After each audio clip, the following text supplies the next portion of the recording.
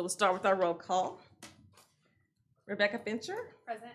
Laura King, Present. Alexander Bainey, Present. Adam Bell, Present. Letitia Sanders Jones, Present. Ethan Reed, Present. Drew Spurgers, Present. Larry Webb is absent, Greg West. Present. Okay, we do have a quorum.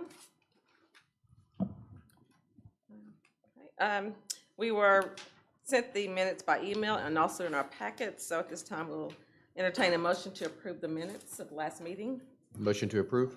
Seconded. Who got the second? Who got the second? Greg? No. Drew, who was that? It's Greg. I wrote Greg, down okay. All right. Well, our first item is a subdivision review. Yes. Don't throw me off. Oh, yes. I'll entertain a motion to approve the minutes. Yes. Okay, all in favor? Aye. Any nays? It's approved.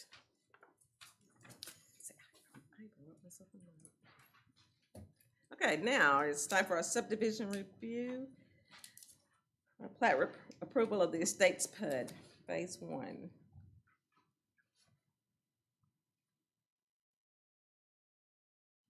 Good evening.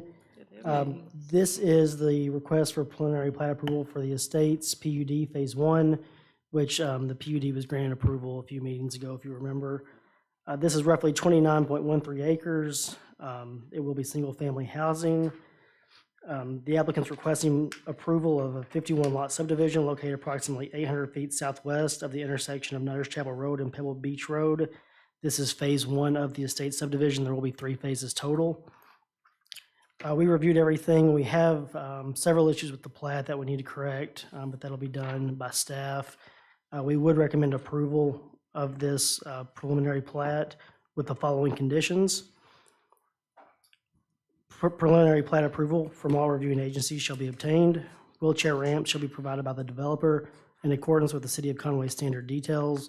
No property abutting Street A can be denied access to the same. Fire hydrants must be placed so that the furthest point of a lot in a residential subdivision is not more than 600 feet from the hydrant located on the same street. Variances must be approved by the Planning Commission and Fire Chief. Utility easements as required by Conway Corporation are needed. Drainage easements as required by the city engineer are needed. All other applicable provisions of the City of Conway subdivision ordinance shall be satisfied and accounted for prior to preliminary plat approval, and receipt of an approved copy of the preliminary plat along with approved street and drainage plans shall constitute authorization of the Planning Commission for the developer to proceed with the preparation of the final plat. You guys have any questions? Thank you. Any questions, commissioners? No. Thank you. No questions. Okay. We'll bring it into committee. No questions? We'll ask for a vote. I move to approve. Second. Have a motion by Alexander, a second by Ethan. All in favor? Aye. Aye. All opposed? Any opposed? Any abstain? Motion passes.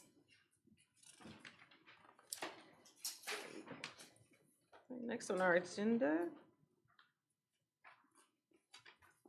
we have a development review appeal. Yes, this is an appeal pertaining to the building standard requirements for Total Tire, which is locating at 3640 Dave Ward. It's just east of the intersection with Dave Ward and Hogan. Some of the comments in here, found out today, Lonnie was tricky and revised the in between the denial and here, so he's changed it. So some of the comments I made in here aren't necessarily fully applicable, particularly pertaining to the percentage of masonry. They converted a lot of any comment that you see in the report that pertains to the amount of CMU, it's actually been changed to brick. So there was some response with that. So on this, staff issued comments. Basically, zoning code states that metal siding, when it's used as a primary sheathing of the building, is prohibited when visible from the public realm. Other forms of metal, when used as an architectural treatment or aesthetic accent, may cover up to 20% of any facade. Architectural metals may be increased beyond the 20% if the material is shown to be durable, aesthetically pleasing, and a cost-equivalent substitute. Additionally, the main comment, the second line there where it talked about split face and textured block is limited to no more than 25% of the wall area. Actually, the only relevant portion of that is that on the rear facade, there is no masonry. So there's the 51% masonry requirement for all facades, and it's on that rear facade that it does not meet that requirement. So that's a sort of a particular change with this application. So based on the code requirements, the issue with the front elevation is more than 20% of the front elevation consists of architectural metal paneling. On the east elevation, so that's the one to the left, more than 20% of the elevation consists of architectural metal paneling. The west elevation, it is now based on the resubmitted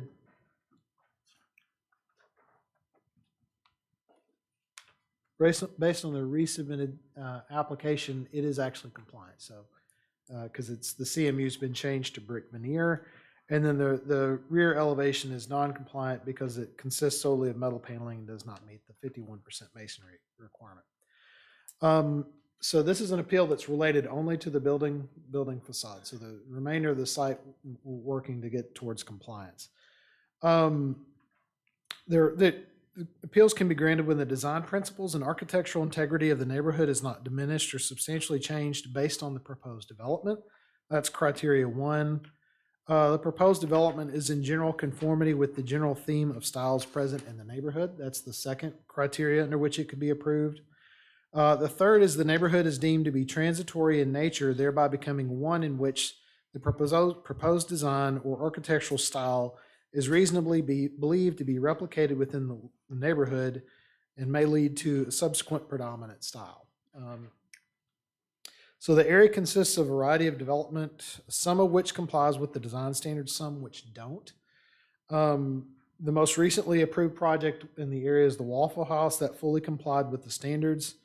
Much of the development in the area predates adoption of the design standards with the exclusion of mega storage, which is to the rear. No, I'm sorry, that's on Dave Ward, which partially complies. Waffle House, which as we previously noted complies. O'Reilly's, which partially complies. Its main issue is the use of CMU veneer.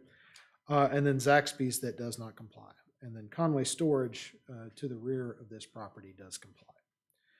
The staff recommendation offers no recommendation to the appeal. One of the important things to consider, I think, particularly as it relates, probably if I were in y'all's shoes, the facade wall that I would be most concerned about is the rear facade wall. Normally, in a rear facade does not necessarily face where the public is coming and going. In this instance, it does face a rear driveway, the driveway that goes into the storage facility behind it. So there are people that are coming sort of through the public that can see that rear facade. So that's probably the main concern. So any questions or? So they've gotten rid of all of the CMU split face block? Or is there Yes. still some on Yeah. it? Okay, because I did note, there was still a note on the north elevation that called out. They've got, yeah, he's got stack stones. So he was sneaky. He wasn't being sneaky. I just didn't catch it. So I realized it today. So of the 3 code requirements that are listed in the report that we got, 1, 2, and 3 are met. 4 is the only one that is not? So as it relates to the primary facade wall, so the issue on the front facade and the side in the east facade is the 20% metal. The issue on the north elevation is that there's no masonry whatsoever. So it's all metal. But it's still just the fourth there that's not met? Kind of the nature of the business. Sorry, I'm The confused. Of the four that we have listed in our report. The four elevations. So the primary elevation, which is the front, it has more than 20% of the front elevation consists of architectural metal paneling. So that's Okay, That's just the CMU. I got you.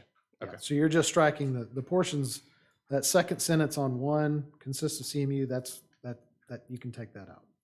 So the issues are essentially the issue of 20% architectural metal on the front and east facade, and then no masonry on the north facade. So two more questions. The first, would the miscommunication or whatever happened here change the no recommendation from staff? And the second part, with the other adjacent developments that partially comply, would this partial compliance be similar to those situations? I would say it would be similar to some. I think the main concern really is that rear facade. That's the main concern, just simply because there are folks that are entering. So it is still a public. It is public facing in a way, whereas most rear facades wouldn't necessarily be. So yeah. What about You'll be able to come up. what about the first question of would that change staff's non-recommendation to a support or denial or? No, it wouldn't. Okay. Can we go back to the slide that had all four elevations? So clarifying, your concern now, James, is really just, or staff's concern is at this point really just the rear elevation, which is the north, The rear elevation is the primary concern. which the north elevation faces the mini storage. Okay. And then, am I looking at this right? These are garages? It's a Bays, tire garage shop. Right. bays. So it's got metal. Right? Metal bay doors, yeah. I think that was Alexander's question about nature of the business. Just making sure. All right.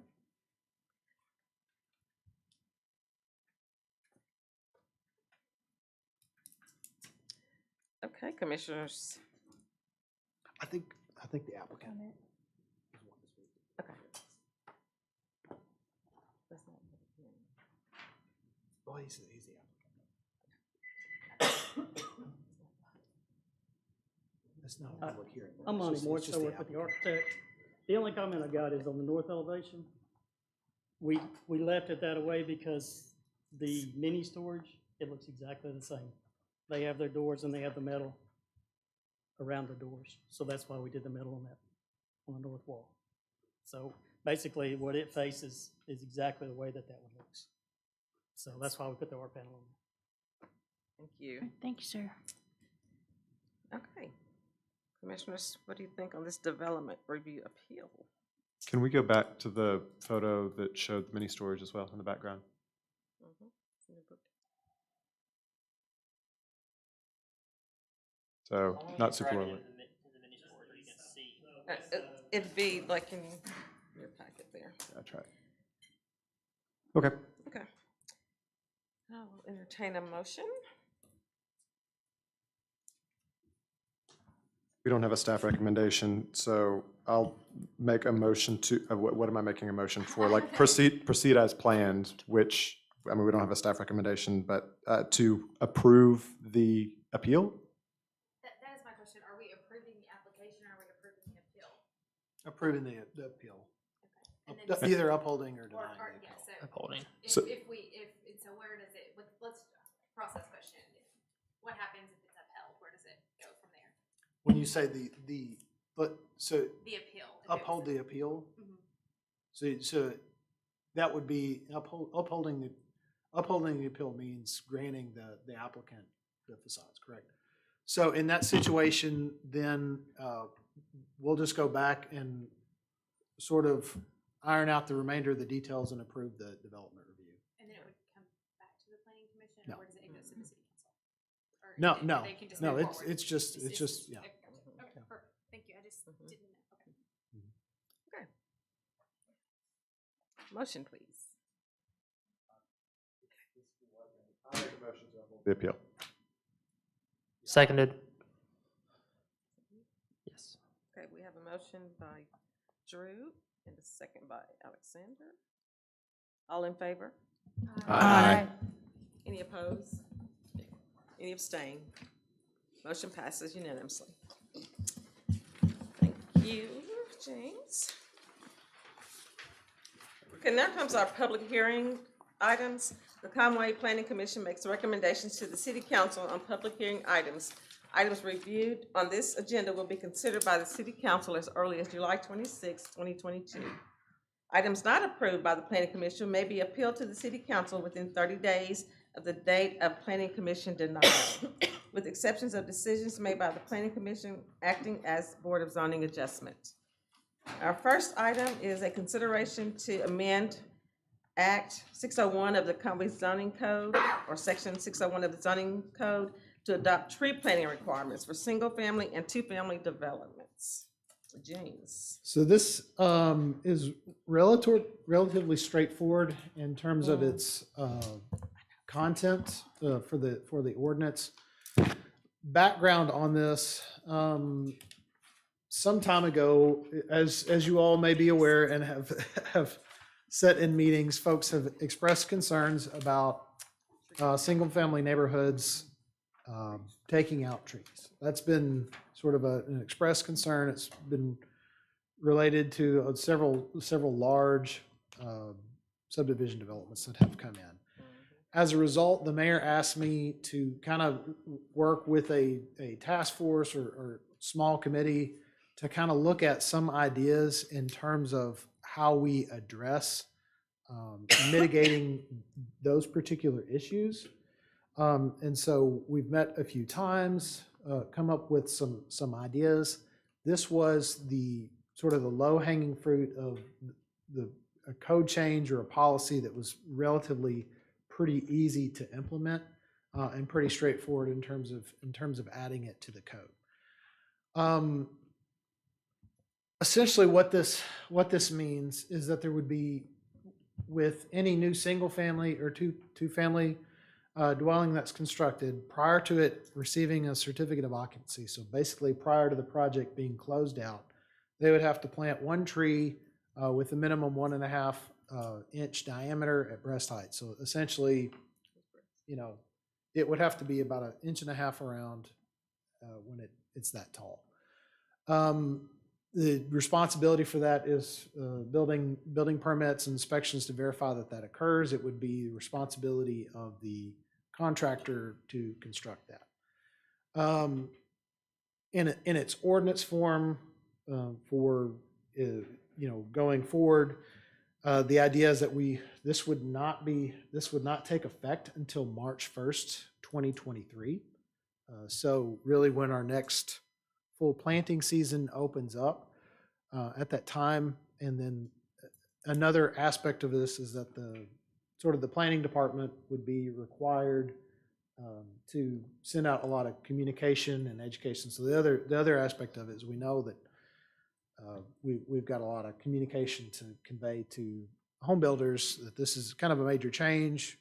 It's going to require them to purchase trees and do those sorts of things. And so we wanted to give them some time to adapt and figure out what would need to be done. So, any questions? What if there are already trees there or a plentiful number? Are they still going to be required to just plant one more just for this? Or is this if there are no trees on? The way it's currently written, they would have to plant an additional one. It certainly could be changed if you wanted that there are no trees present, that there would be required to be a tree planted. That's a good idea. What's the average cost for a tree that you're suggesting for 1.5 inch tree at breast height? I do not know. So we don't know what this would cost the contractors. It would That's all an extra depend on tax. species as well. Yeah. I guess my, Monitor this, James. Like, do they have to come in and get a? So it would be the responsibility of the building permits inspection department to verify that it's being planted before they can occupy the premises. So on your final CO inspection, they would check it.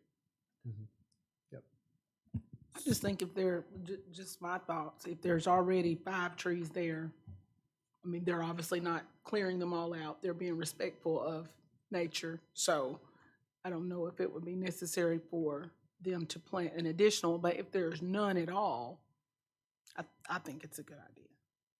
James, so just update me. So this committee, just so I understand, there was this committee developed with Councilmember Shelley Mel, Hal Crackton, Jim Rankin, Moby French, and Alexander Bainey. And this was their recommendation? This was one of the low-hanging fruit recommendations, was to add this requirement.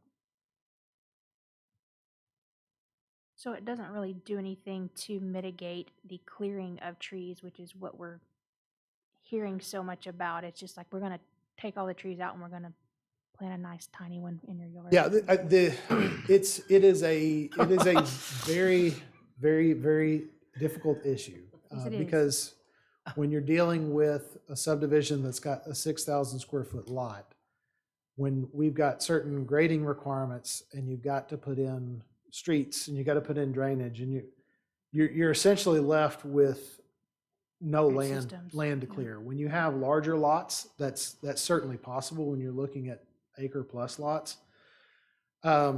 So part of this, the recommendations that we're looking at is this is a mitigation technique.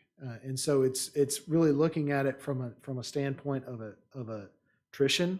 We understand fully that the average urban tree lives about 7 years. So either they don't get watered or they get pruned improperly so that they all die. So it's about putting as many trees in the ground as possible in hopes that some will make it, in essence. And so does it replace 100 trees that are on a property? No, it absolutely does not. Are we gonna provide education for taking care of the trees that we require they plant? Again, that's part of the requirement that's included in the ordinance, that we provide education on planting. Yeah, like on commercial, right, code enforcement can enforce, you plant trees on a commercial development, they die, require them to be replanted.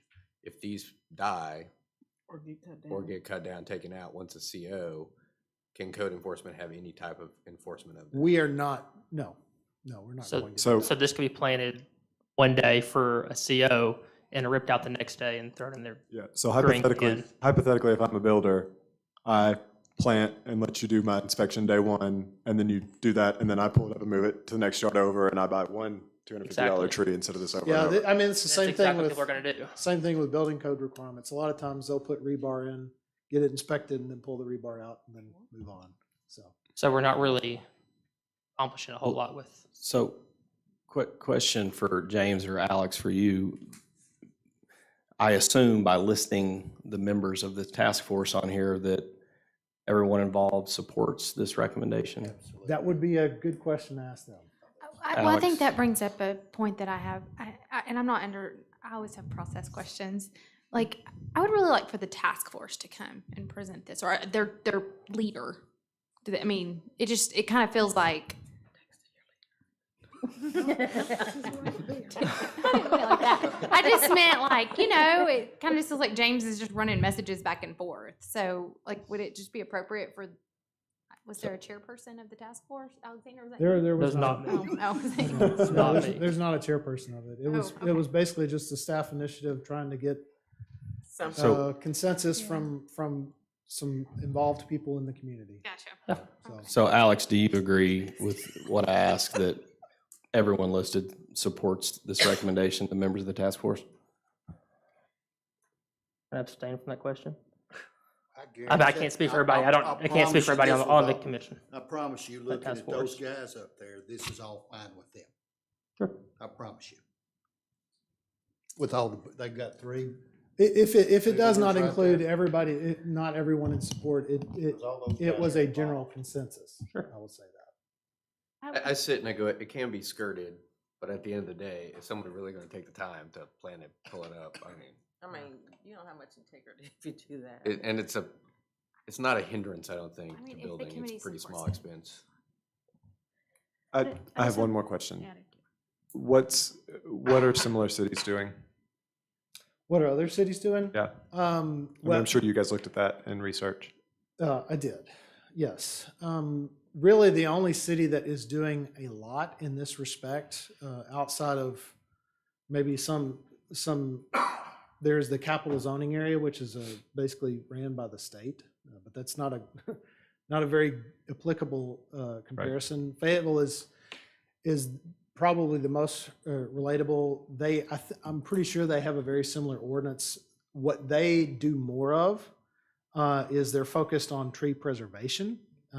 Based on the discussion of the committee, that really wasn't something that we wanted to take a hard regulatory hammer to and say, you're going to have to keep trees on the property. Right. It was more what ways can we encourage tree planting, and then also what incentives can we devise to make someone want to preserve trees. And you're correct, Fayetteville is messy. The City of Fayetteville ordinance places great emphasis on tree preservation. Trees on sites that measure greater than 3 inches in diameter at breast height are evaluated for preservation potential and are considered protected trees until a permit is issued for their removal.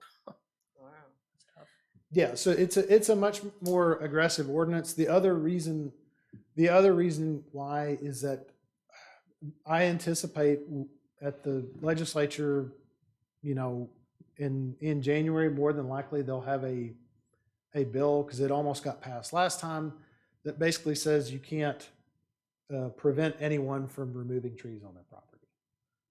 So that's more than likely. So again, this is kind of an approach of, we'll ask them to plant trees, and if they want to remove them, that's fine. So I get the idea behind it, and I like trees too, and I don't want us to be just a city of rooftops and no greenery or no anything like that. But I think maybe it could be based on acreage, like every half acre had to have a tree. So I'm sure. that would likely result in more trees. I would say, because if the base unit of analysis is it's one lot and then one tree for every half acre, then you would end up with them being required to plant multiple trees on one property. So I'm just thinking about these neighborhoods where these houses are on top of each other that we're seeing come up a lot.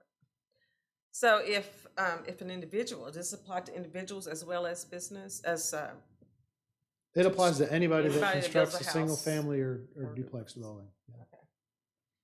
Is there a contingency with the way things have happened the last couple of years with supply and demand? What if there's an issue where you just can't get trees, and they can't move into their house without the? I mean, I'm pro tree, obviously. I'm pro It's a tree. really good That's a question, good but it's funny. I know, right? Can't get trees. It's a good I question. never thought that Assume it would come to us for a. appeal at that point.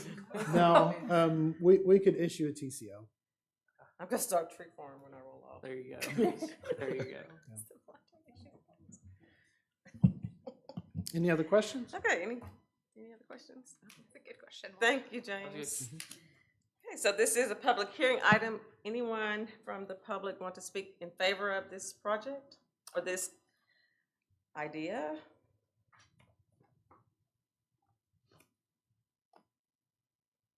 Anybody want to speak against it? Okay. So, do we need a motion on this? We considered it. That is up to y'all. Yeah, so I'm putting I guess some thought into the fact that it says additional recommendations to follow in the coming months, to some of the discussion that these may fall short. So I would move to approve the amendment to Conway Zoning Code 601 to establish tree planting requirements. I second.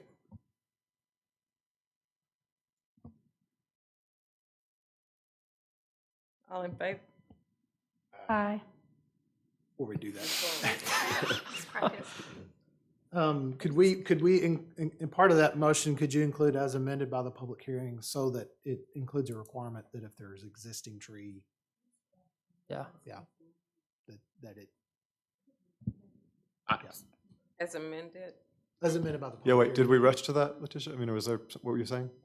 I mean, that's how I would support it. If I'm gonna vote for it, then if there's already a tree there or multiple trees, I don't think that there should be a requirement to plant another one.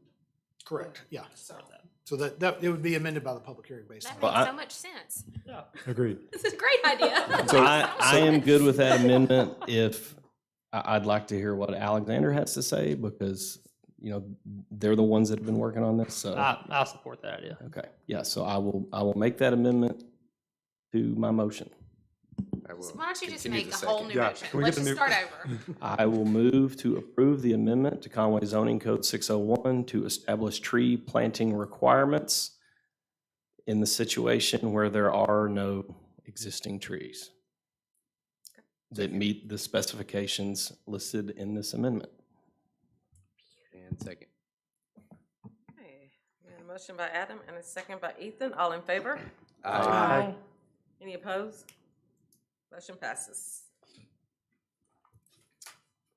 Our next public hearing item is a consideration to amend section 1301 of the Conway zoning code as it pertains to the sign code.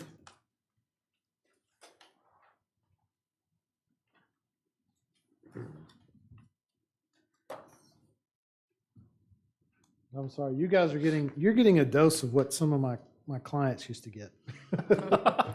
There was about a 15-minute agenda, then a 45-minute James time.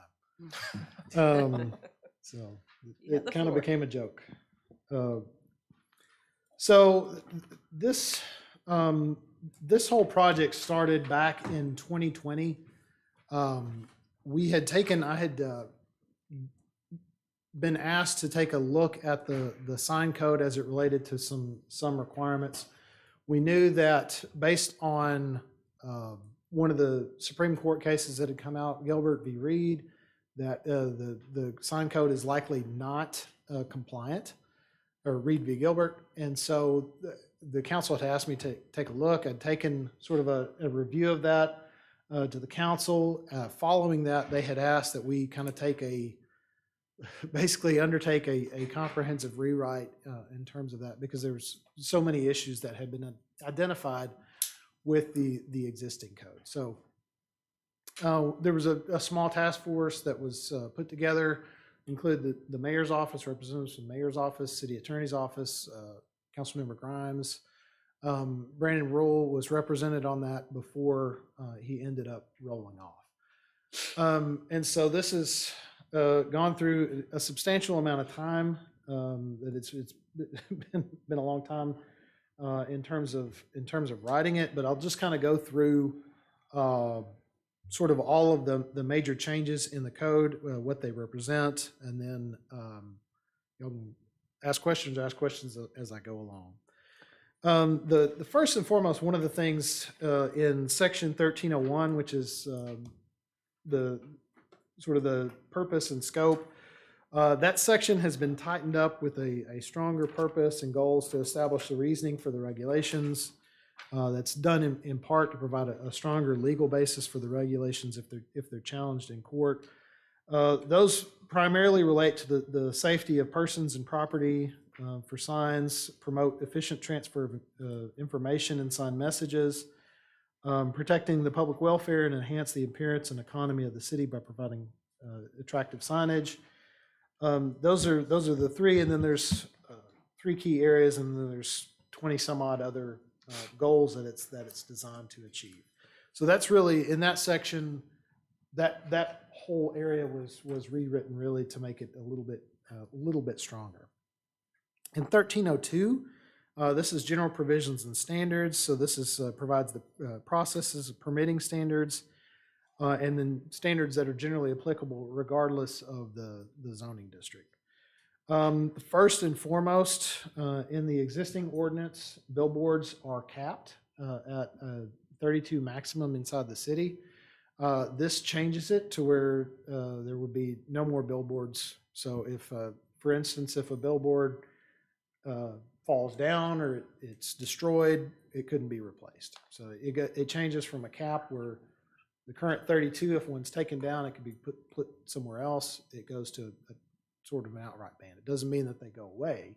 It just means that over time, they will eventually slowly go away as they deteriorate or torn down. All right, so clarify, you said ask questions as you went, right? Yes. Okay, so clarify, I thought I heard you say both things, that if one is destroyed, that it would not be rebuilt, but that Correct. it could go elsewhere? No, that's under the current regulations. So Got it. under the current regulations with a cap, if you tore one down, it could be placed somewhere else. Got it. And so now we have 32, Storm whatever, Storm James appropriately, right, takes out one of them, it cannot be rebuilt. We're down to 31 until, okay, got it. Yep. But maintenance could be still done on existing ones to keep Correct. them up. The second is dealing with string lights around windows, where you've seen one of the popular areas where you've seen this is like vape shops.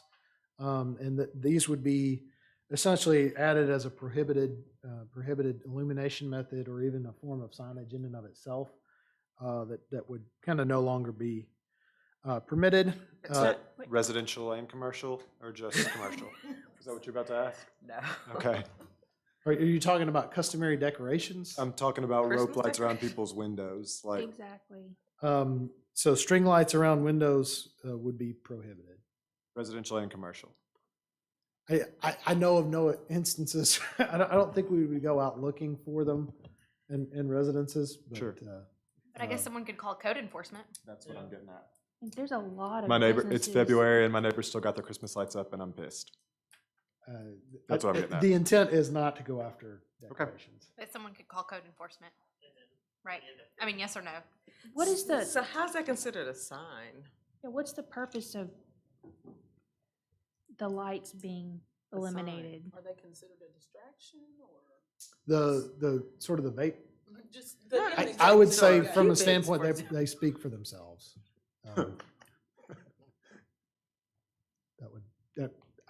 Other than, it's an aesthetic concern. It's a largely. what? Aesthetic concern. It can also, because they fluctuate in illumination, they're designed integrally to do that it oftentimes can cause distraction. But that's, It just feels like a major overreach that we're telling people how they can decorate the inside of their businesses. Personally. the reason it's in there is we've gotten numerous complaints about it. That's the reason why. Like, what's numerous? 2 or 12? How many? I'm like that. I mean, I think that one a month, 2 a month, 3 a month. Okay. Who polices this? Code enforcement to go?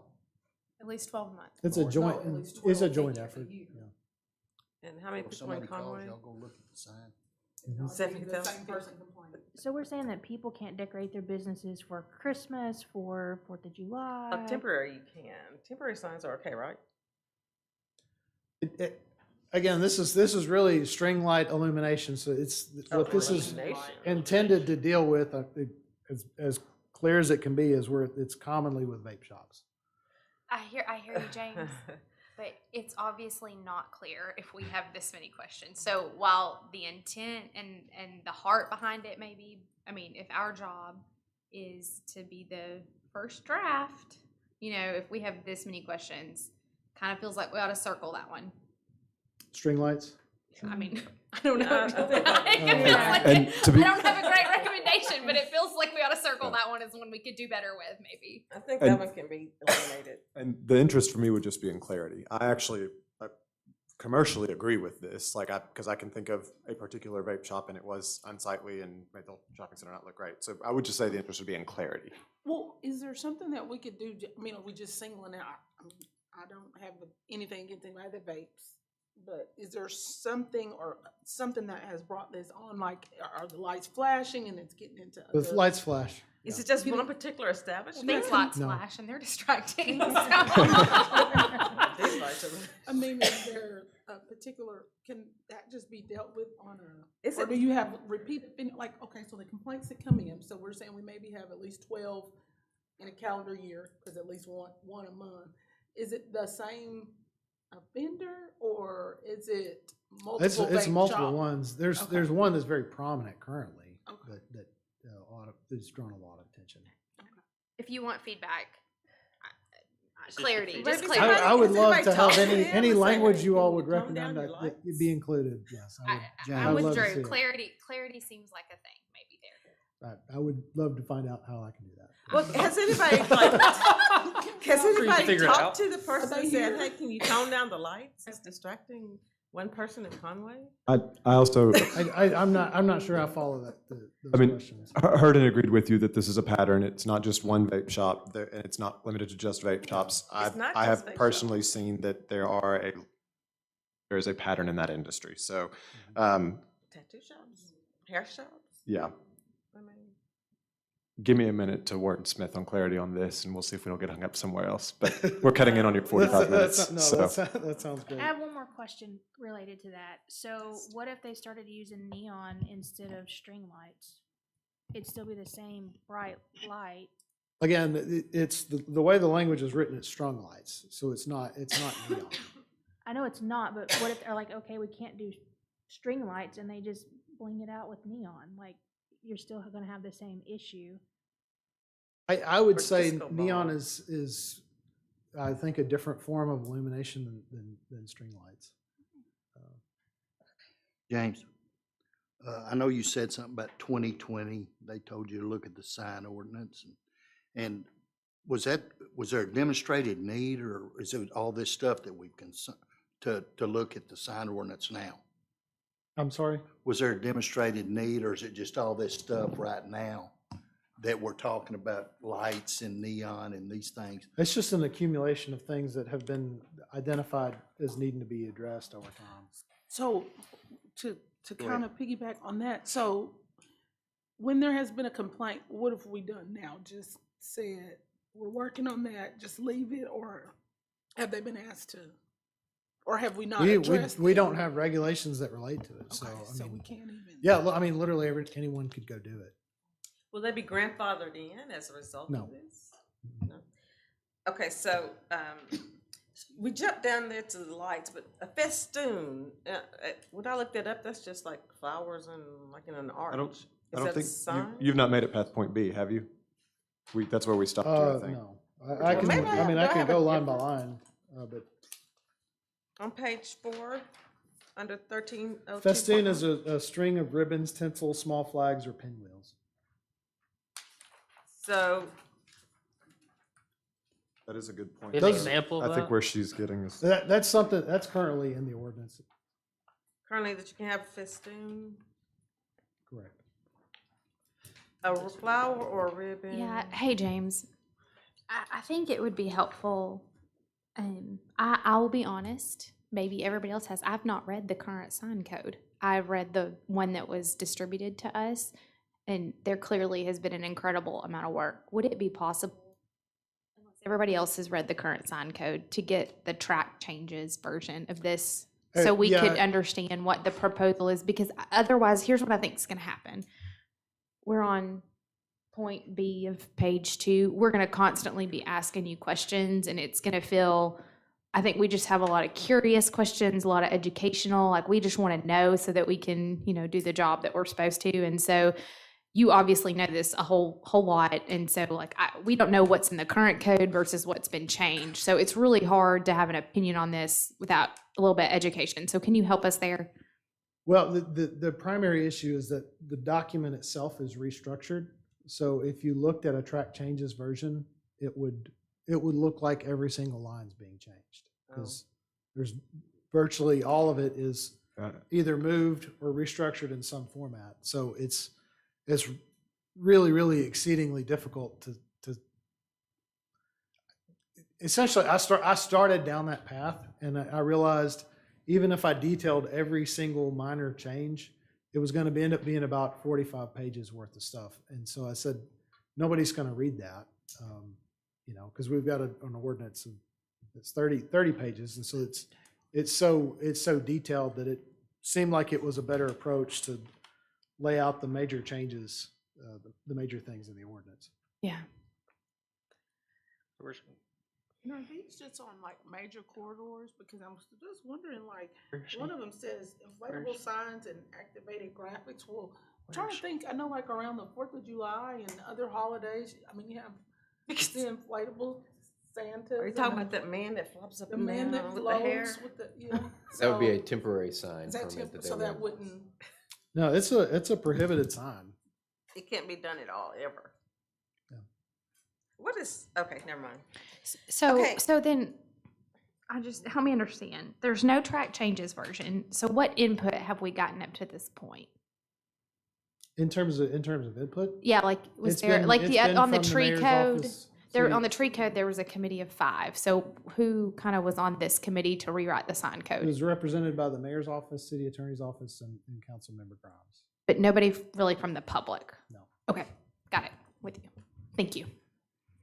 I see 2 sign company, the Burtons and Mr. Whitehouse.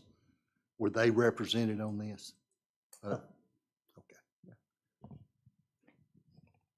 I'm following with Rebecca here. I'm in a weird place because I know there are some things in proposed that I have questions about or would like to see differently. I think a lot of us would like to spend more time with this, so we're likely going to end with me making a motion to table it, but I'd also like to hear from sign professionals in the room. But I don't know if we can do that If until it's you, proposed. if I could be so demanding as to just ask to be able to go through Yeah. the remainder of the Absolutely. the changes just for educational purposes for anybody that's out there. Absolutely. Okay, So then maybe we just won't ask questions and we'll listen. How about that? Yeah. sounds So great. like, yeah, because I think we got a lot of questions and Whenever we're gonna get make our- you, we're gonna make your ears red, James. When will our No, they stay questions get ready. answered then? What? When will our questions get answered? We're gonna figure that out. At the end, that's on your chair. Well, I'm gonna ask, well, then I'm asking questions now as you go. Because I that's mean, the only way to get it's clarity up for to me. y'all, Okay. but Yeah. Ask your the question. next major provision is roof signs excluding mansard roof signs are changed to be prohibited citywide. They're currently allowed in downtown. Can I ask uh, where you are? What page you're on? from the packet, From the page packet. 13. Well, I didn't get that packet till today, and I didn't even open it. This was sent out in a memo to you as well. I have this part, but I'm on page 4. What page? are you on? This one's identical what they emailed us on Friday. So this is this is our packet, page 13, section 1302C is what he's about to In our go to. standard packet.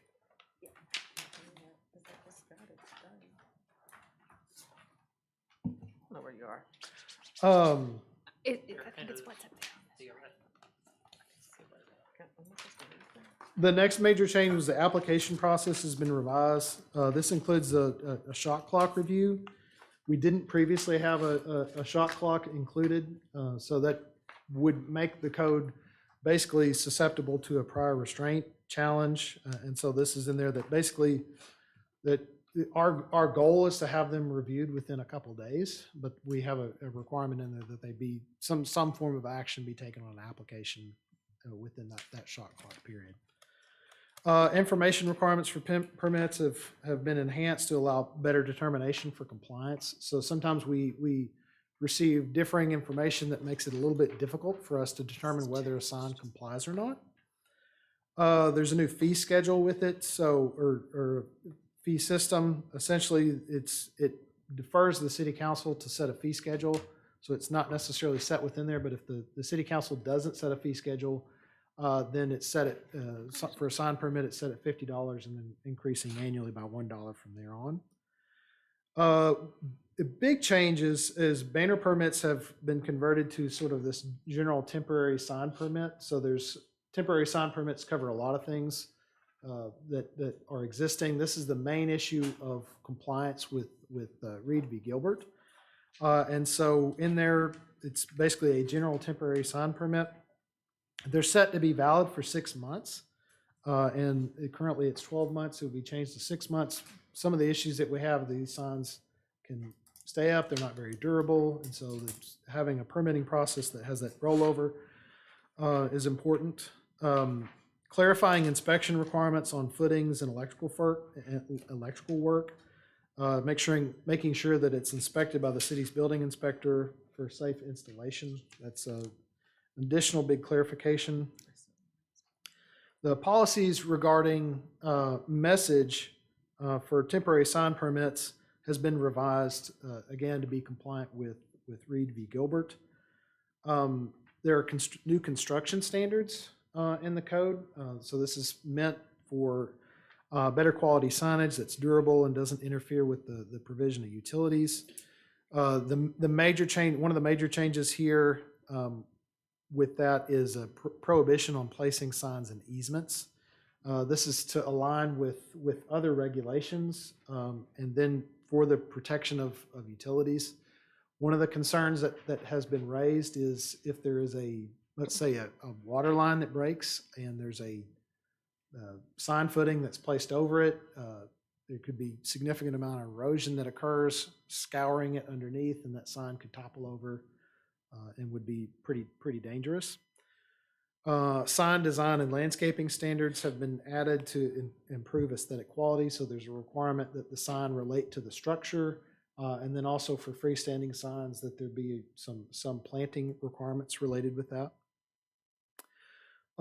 There's more maintenance standards to better address abandoned or dilapidated signage. Abandoned signs are sort of changed and redefined and would be required to be removed completely. So if you currently you don't necessarily have to remove the signage if the site's been abandoned. The big change with this is that if the site is abandoned for more than 90 days, if it's a non-conforming sign, the whole sign structure comes down. So any new signage that would go up would be conforming. James, I need to back up to I or H. Reed versus Gilbert and Austin versus Reagan. What was the deal there? I mean, what was that? How is it being compliant with that? What came out of that case? Mainly, you're talking about Reed v. Gilbert and its content neutrality, specifically as it relates to temporary signage. So content neutrality. So, when we say content neutrality, basically you have to read the content of the sign to determine whether it complies or not. So, a sign ordinance wouldn't be content neutral if you had to look at it and say, well, we allow political signs, and it's like, that's a political sign. So that would be an example of where a sign ordinance wouldn't be content neutral. So an alternative to that would be constructing a requirement that basically says you're allowed a sign during an election event. We don't regulate what the content of the sign is, but certain types of signs are allowed during election events. So you get a temporary sign that's allowed during that period. Who's going to decide if it's content neutral? You're talking about the sign? Mm-hmm. Well, we're not judging the content. So I mean, it's an issue of the sort of the regulation has been written in a manner so that you don't have to read the content of the sign to determine whether it complies or not. It's just based on the size or the standards size? Size, placement. Yeah, location. Okay. In Reed v. Gilbert holding, this is one sentence, a municipal ordinance that placed stricter limitations on the size and placement of religious signs than other types of signs was an unconstitutional content-based restriction on free speech. So for religious signs, you can say, this is the type of sign that you can have and where you can put it. This is specifically related to temporary signage. So there was an issue where a church was wanting to place directional signage to where it was a kind of a church that moved around, and they allowed special event signage, but they wouldn't allow it for the church. And so it was kind of a discriminatory speech issue. Standards for site triangles have been enhanced. So currently it's measured from property line. This would change it to where it's measured from the back of curb, and then there's also site triangle requirements for driveways. So it's a little bit of a give and a little bit of a take on that situation to be more aligned with safety concerns. Next is in section 1303. So when we talk about various forms of signage that are not permanent, have been grouped together. So if you're looking in the ordinance itself, that table 1303.1, temporary signs, that kind of lays out all of the different types of temporary signs. So you can have a temporary sign when a building is under construction or renovation. 1 when it's for sale, lease, or rent. Temporary sign during elections. Temporary sign when there's a garage or yard sale on the property. You can have an A-frame sign for commercial use. And then just general commercial or institutional uses can have a general temporary sign. So you can have the combination of these various signs during certain periods or certain activity that's going on the property. So we're regulating based on the what's occurring on the property rather than what the content of the sign is. The process for dealing with PUDs and specific plans has been clarified.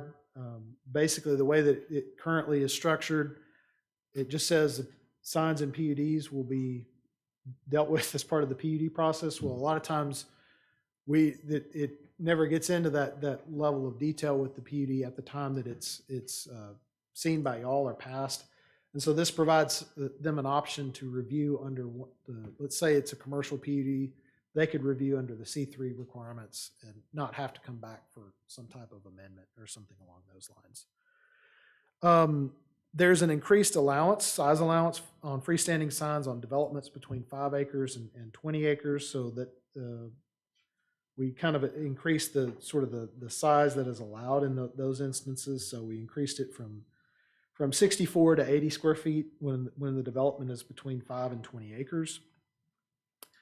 The next one is there's a provision in the development review section of the code that deals with regional scale developments, but it's not specifically reflected in the sign ordinance. So we have to, anytime we deal with something that's signage related for regional scale development, we have to go through the variance process. This makes it to where it no longer goes through the variance process and they're just allowed by right.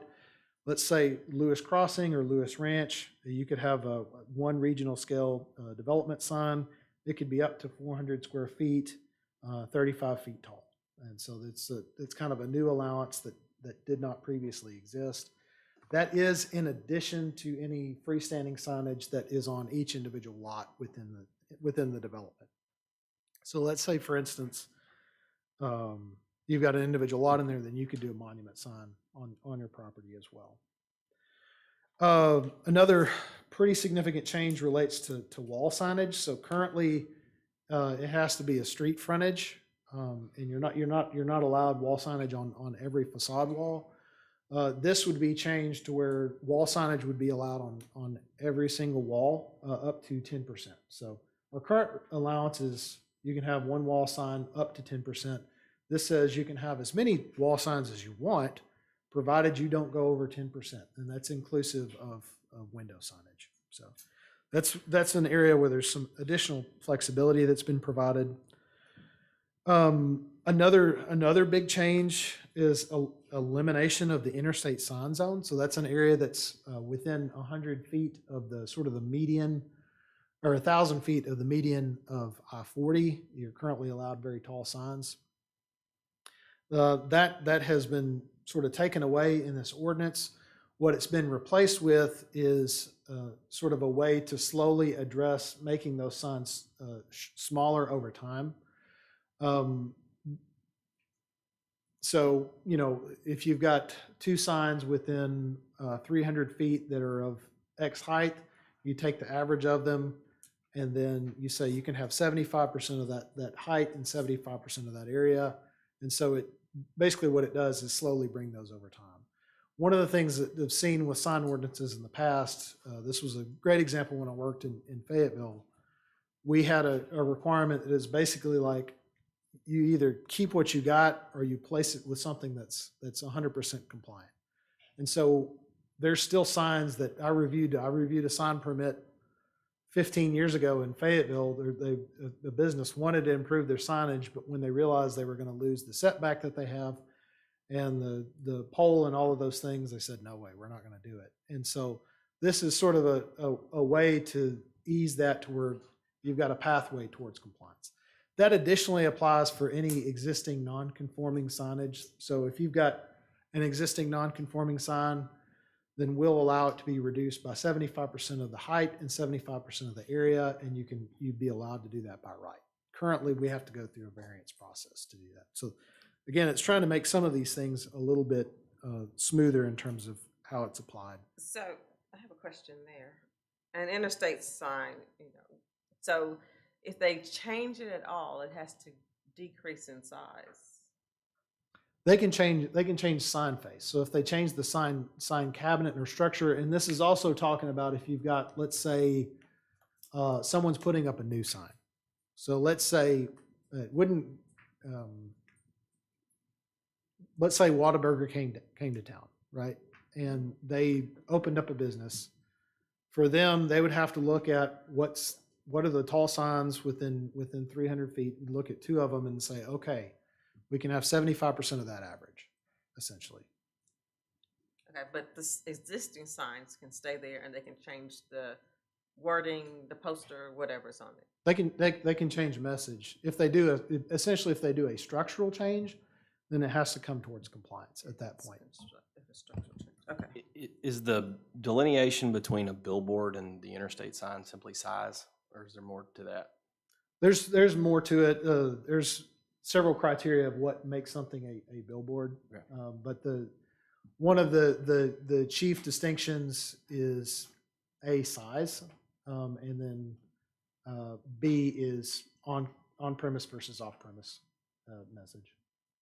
And is the setback from, I think I read 1,000 feet from the median of the interstate, is that the same, or is that becoming more restrictive as well? That's the same. So the interstate sign zone is currently, it says 1,000 feet from the center line. Essentially, the way that is drawn in our GIS is the median.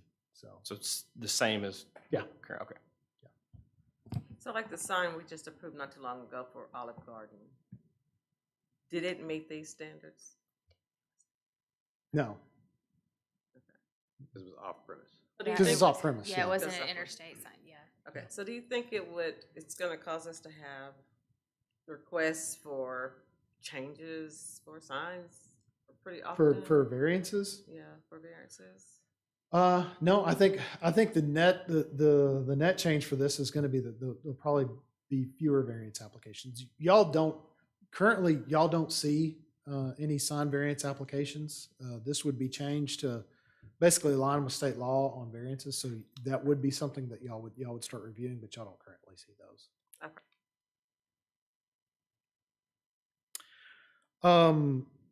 Another is providing allowance for murals with commercial messages and providing an approval process for murals.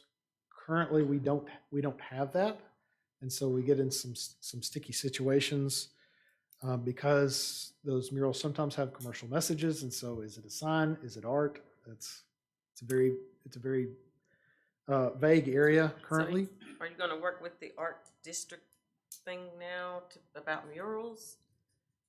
Art This walk? this is not related to public art. It would be related to anybody that's doing a private, Okay, something that's not private. related to public art. Okay. Wait, what does that mean?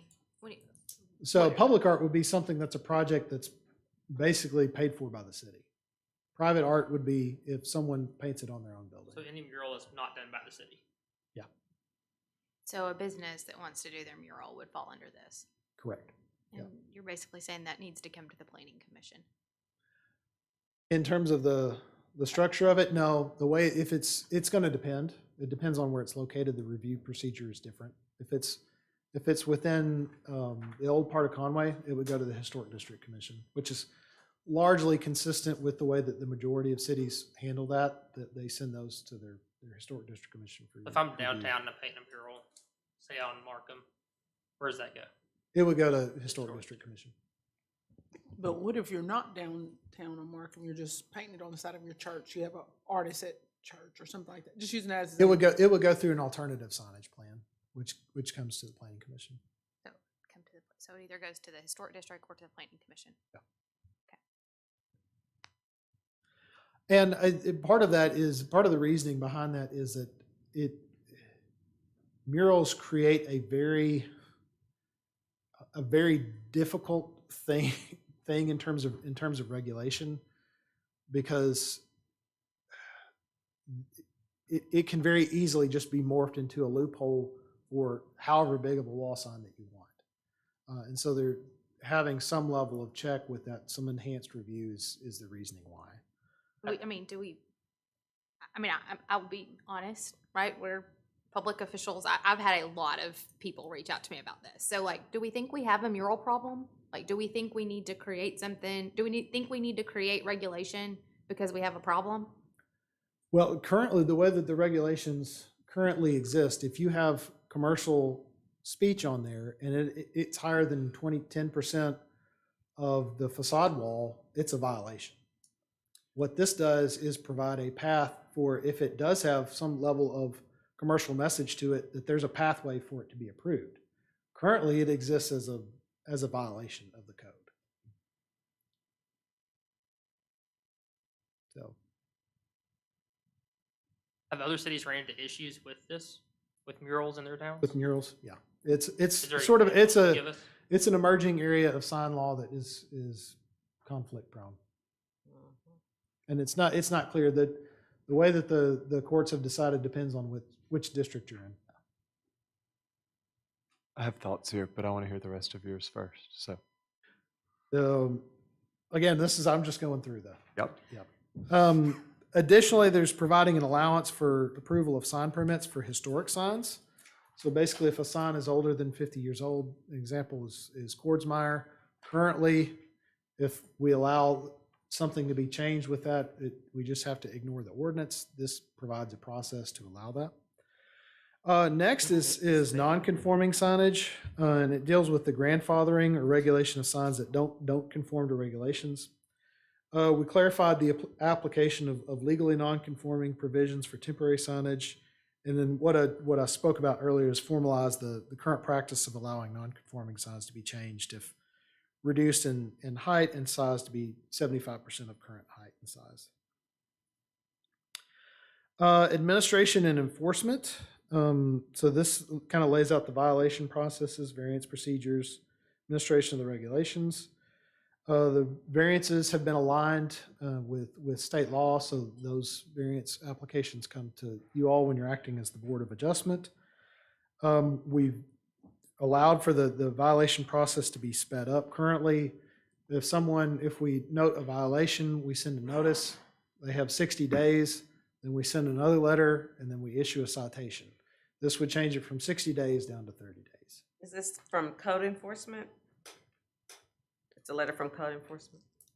No, the way that it works is there's a letter from the planning department letting someone know that they're currently in violation of the code. This is what you need to address. It needs to be addressed by X date, and then we follow up on it. Another significant change is liability for sign violations has been clarified to include anybody that has express or implied authority over a sign, including a property owner or sign installer. One of the issues that we've had are signs that mysteriously appear, no permit has been pulled, and so it just shows up. And so we want to have the ability to go after both the property owner and because sometimes you might have an issue where property owner doesn't know that they need a permit. Whomever installed it does, and so we get compliance issues with that. So does this apply to city limits or the planning zone? This applies within the city limits and the TJ zone. Okay. Yeah. If you have successive violations, the penalty amounts increase there. So that's an additional one. And then a lot of the definitions have been changed just to align with basically the intent of these code changes, and then additionally with case law. So, for instance, one of the significant changes is the definition of a billboard. There's about 5 different criteria of which a billboard it meets this, or it meets this, or it meets this, or it meets this. That makes it a billboard. So it's been changed significantly there. That's the run of the spiel.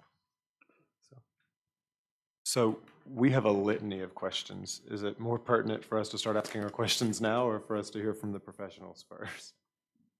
Let's ask the questions to James since he drafted this. Questions first. I'll start if you want me to. Okay. Sure. I would like to hear from the public. We've kept these people here. I mean, That's where I am. I would like to hear from the folks that have. They may want to hear our questions. They can stay, or they can. I mean, you know what I mean. Like, I think. I mean, my personal opinion is I would like, that's the normal process. I mean, I just feel like we need to hear, because James can come back up here for our questions. And when, That's not the normal process, but we can hear from. Yeah, the yeah, public first, I'm more than happy to come back well, it's not the after. normal process for James to speak for 25 minutes either. And so we've let that happen. So can we please hear from the people in the public? Yeah. Anyone want to speak in favor of this sign code change? In favor. In favor. In favor? We may not have any In favor, so we don't have anybody to speak in favor of this, so let's hear from those who oppose the sign code changes.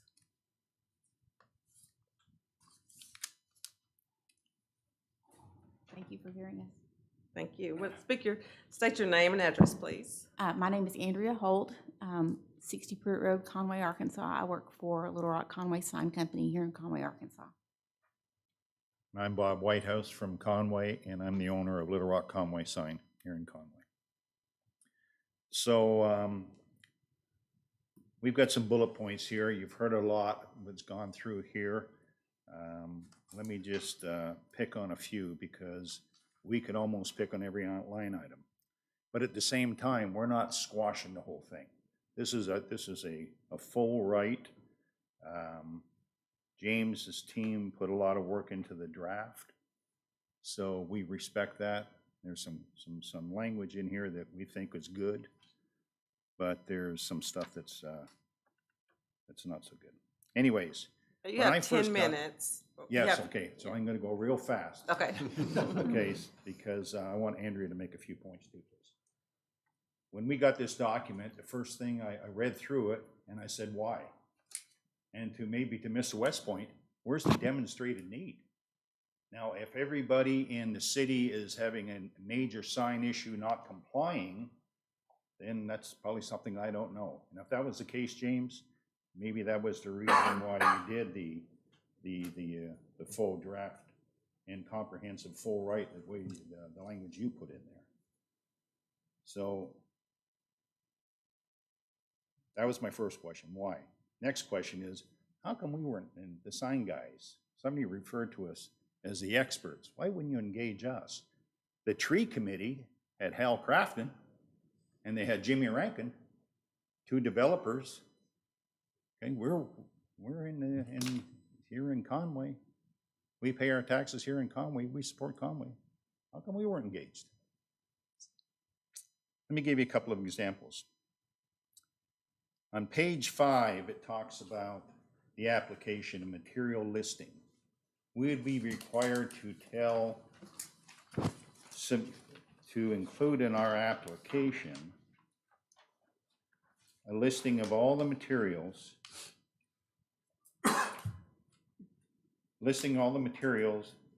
used for the sign, along with the details of design drawings, calculations on how the sign is going to be illuminated.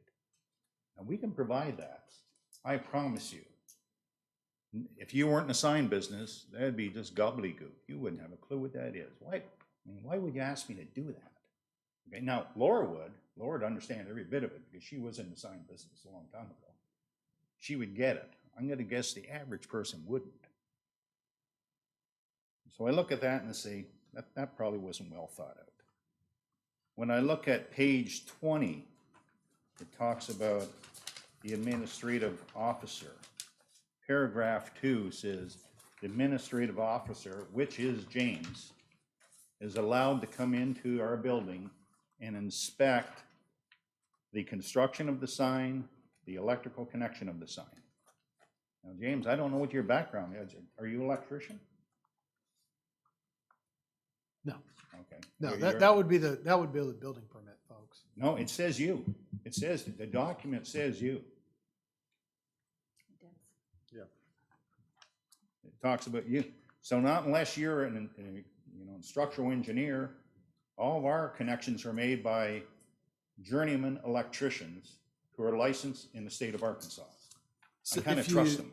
If you look definition of administrative official, the person or persons designated in writing to administer and enforce this article by the mayor of the city of Conway. Where no such designation exists, the planning and development director and his or her assigned shall be responsible for administration of this article. The code enforcement director and his or her assigned shall be responsible for. Take a look at page 20. Yeah. 1305-1.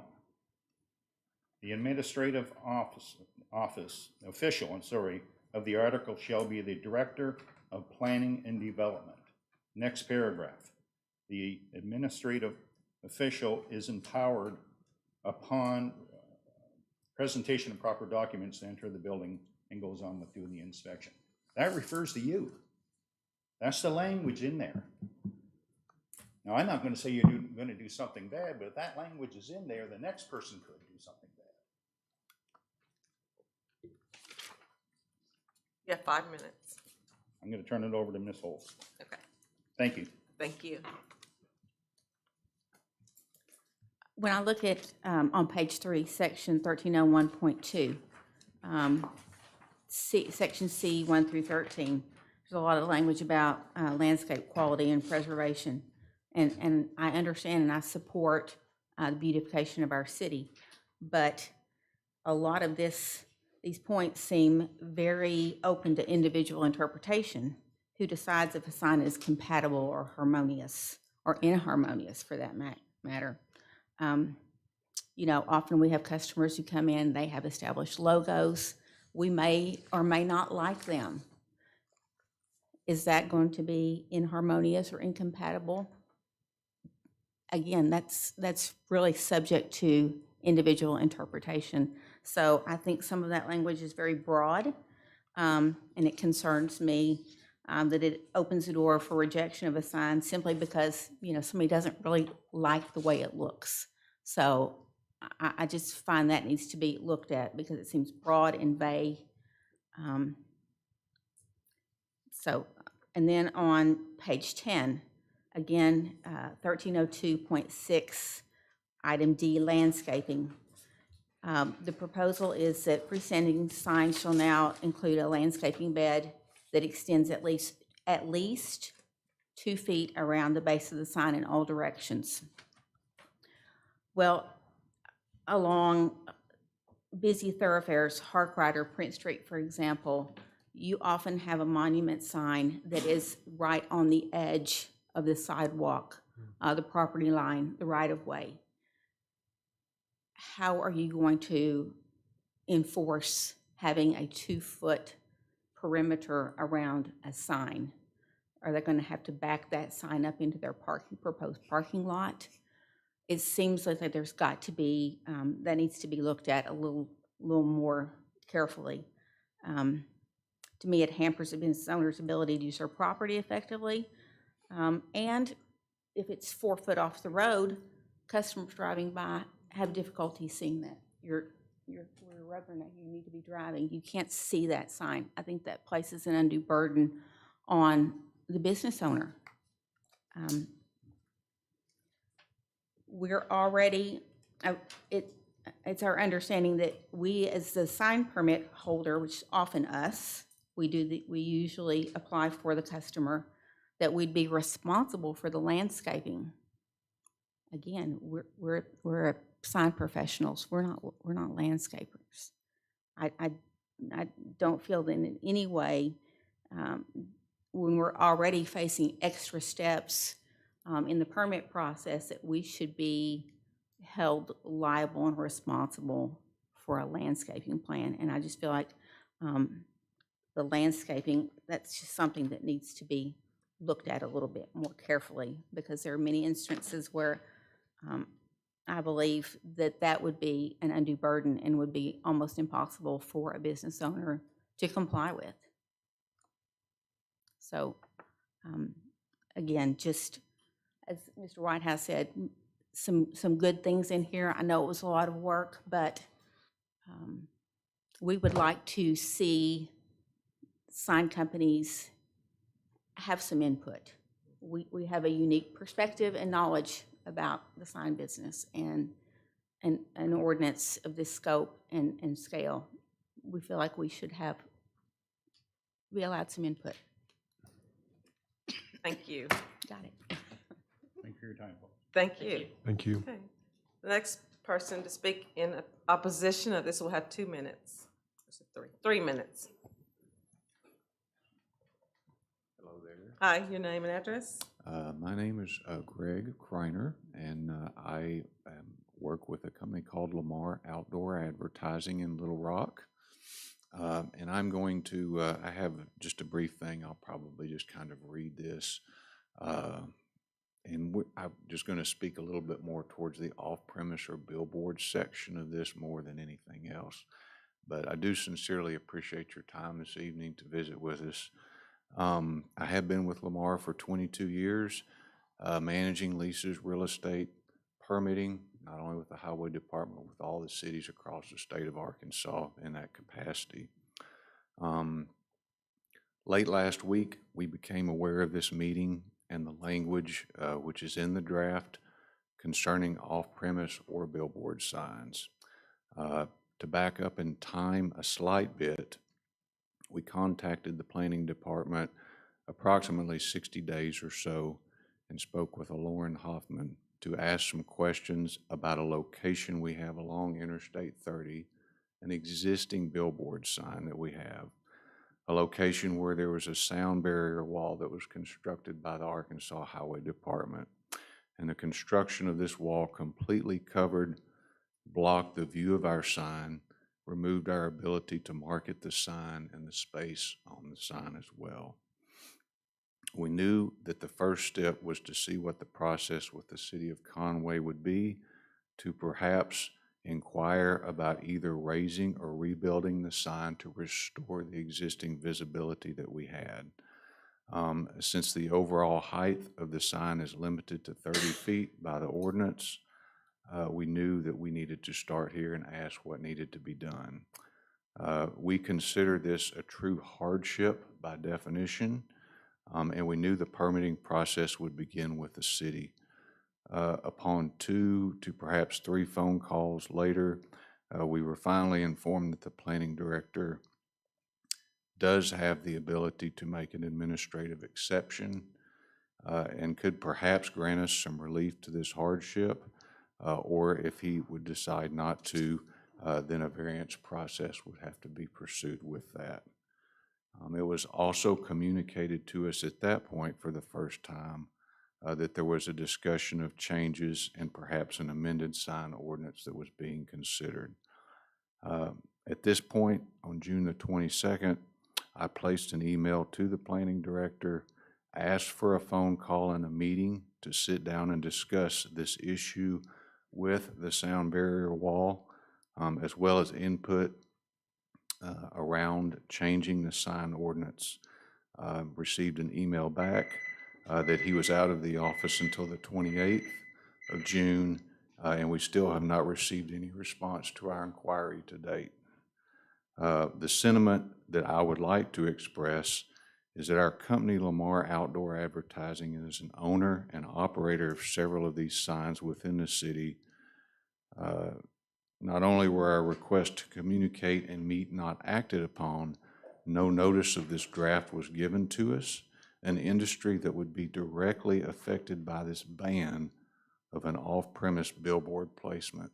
This is not a minor change. This is a major change in the operation of that. We understand some time ago that the desire of the city was not to have new placements of billboard signs on the interior routes of the city, and we have been working within the area that is limited to the interstate. We have also been working with the capped number of locations that we have had since, I believe, 2006 or so, and have not had any difficulty working with that. So this draft, it goes without any input or suggestions from our industry. It arrives with little to no advance notice to prepare, and it seems that these are issues for public and companies which operate in the public to have a dialogue with public officials, which would be a reasonable idea to ask for. So tonight, what we really are here for is just to communicate our desire to work with you, to see what you want to do with the signs and how we can assist you and help with that, and not injure our industry, help the city have a better aesthetic look and a better functionality, but at the same time, maintain some integrity for our industry as well. Thank you. Thank you. I do have a question for you. Is it okay, Tess? For them? Justin. You mentioned that you all would like to have input and be a part of the process. Have you had a chance? I'm kind of putting you on the spot. What would that look like from your perspective, like an ideal situation? What would the process look like to engage you all? The person that is behind me, he's with Lamar as well, and he's probably best suited to lay that exact scenario out for you right here. Yeah, if you could just, I would just like to hear from you all, like, how would you like to be engaged? I think that would be great. Good evening, everyone. Good evening. Your name and address, please. Hopefully y'all can hear me. Yes. Tonight's my birthday, so I'm missing cake and ice cream. Happy Sorry. birthday. So, I'm gonna try and be pretty quick. But I do appreciate y'all listening tonight. My name's Tom Gibbons. I work for Lamar Outdoor Advertising. I'm the Vice President, General Manager in the metro area and throughout the state of Arkansas. Been with Lamar for going on 33 and a half years, worked in 4 states, but I've been in Little Rock for 20 years. So I've dealt with a lot of ordinances, a lot of cities on changes. That's the first thing I'd like to say. Most importantly to us is trying to serve the community in which we operate, which are our advertisers, and obviously being good partners with any city that we operate with. I'd like to read off just a few, and if you would, I'm going to hand these and y'all can pass them around, take a look. I'll be able to answer a few questions. But anyway, here's just a few of the advertisers who use our product. University of Central Arkansas, Red River Valley Tractor,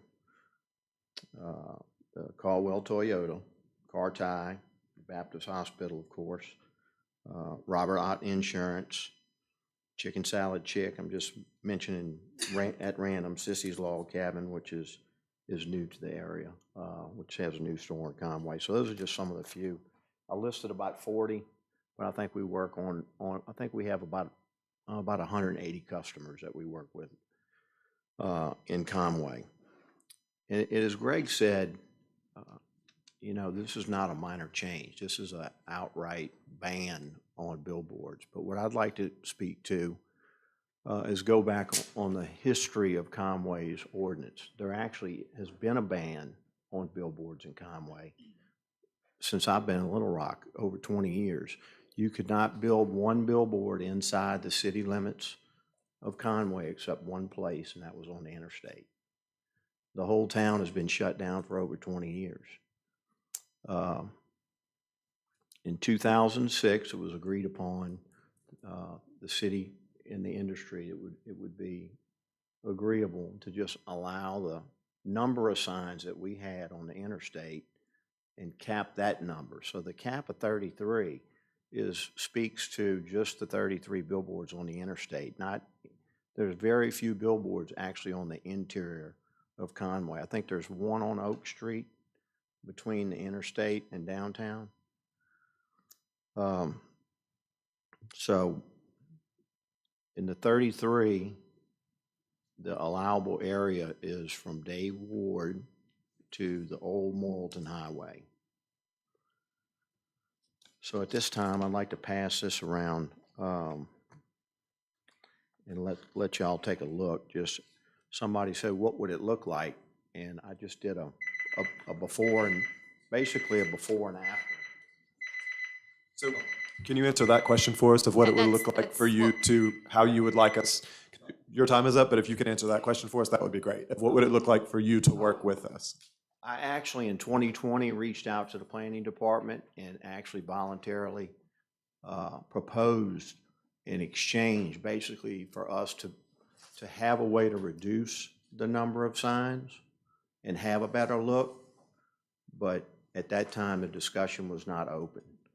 And that's what I think what I'm most disappointed about, I speak to tonight, is that we just would have liked to have the opportunity, if there was a task force for somebody to reach out to us, because before and after is what that can actually look like. And you have a great partner with a company who's a national company who does this.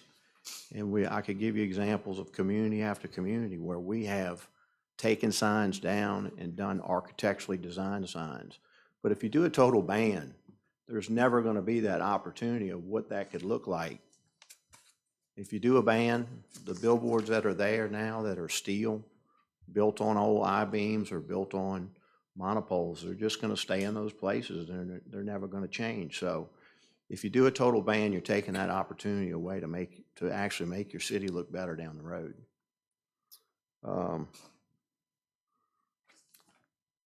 Greg's pretty accurate on this. What's the need for a ban? We haven't built one billboard in this city. There's not been a billboard built in over 10 years.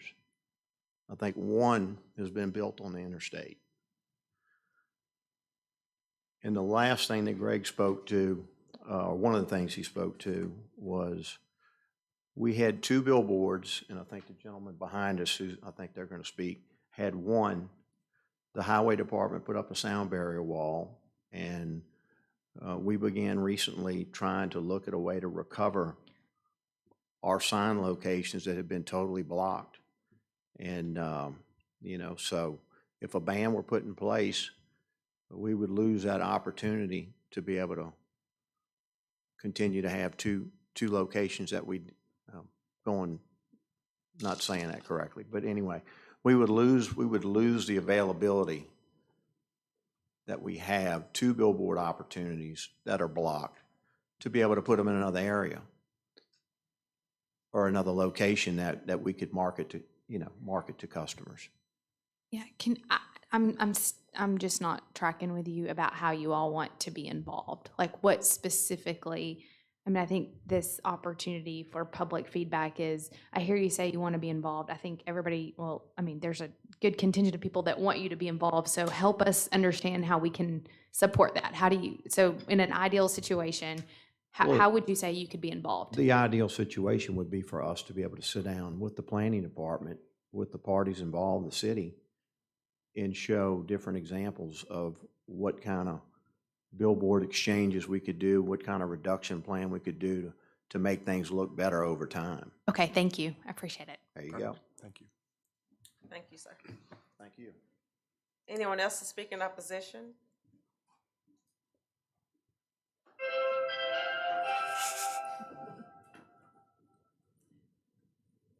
State your name and address, please. I'm Jasper Burton. I'm with Cureton Sign Company. I'm probably the evil one of this 2006 sign ordinance because I was involved. I was on the planning commission. Bless y'all's hearts, 5 years is a long time. And thank you, because I know nobody's doing it for the money.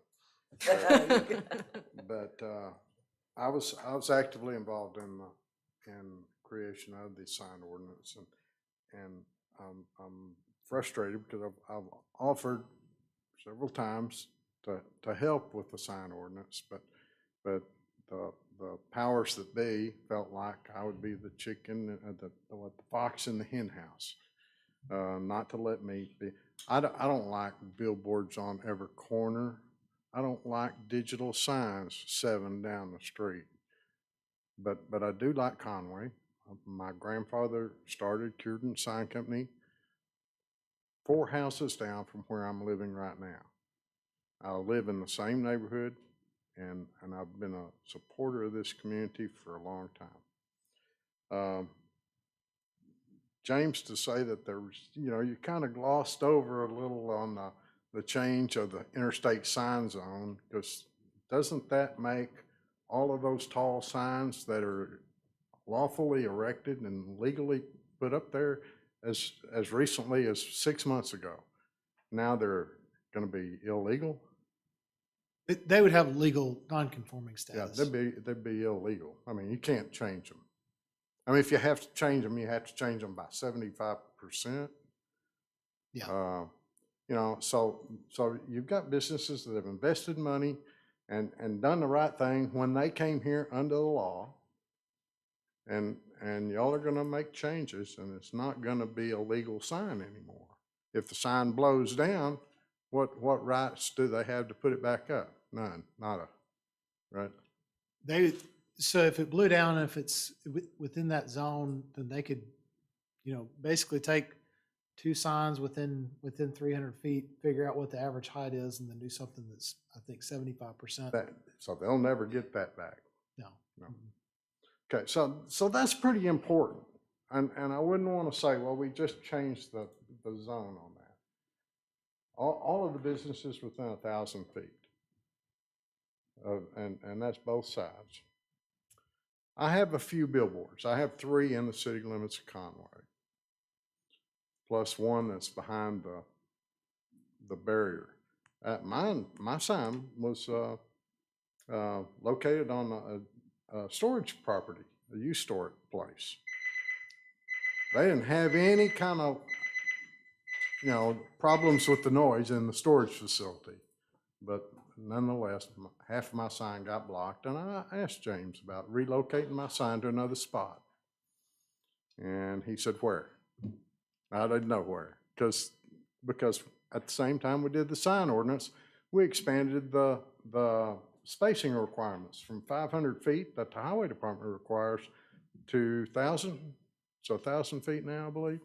So we effectively cut down the available spots by 50%. I mean, we're severely regulated, and it's.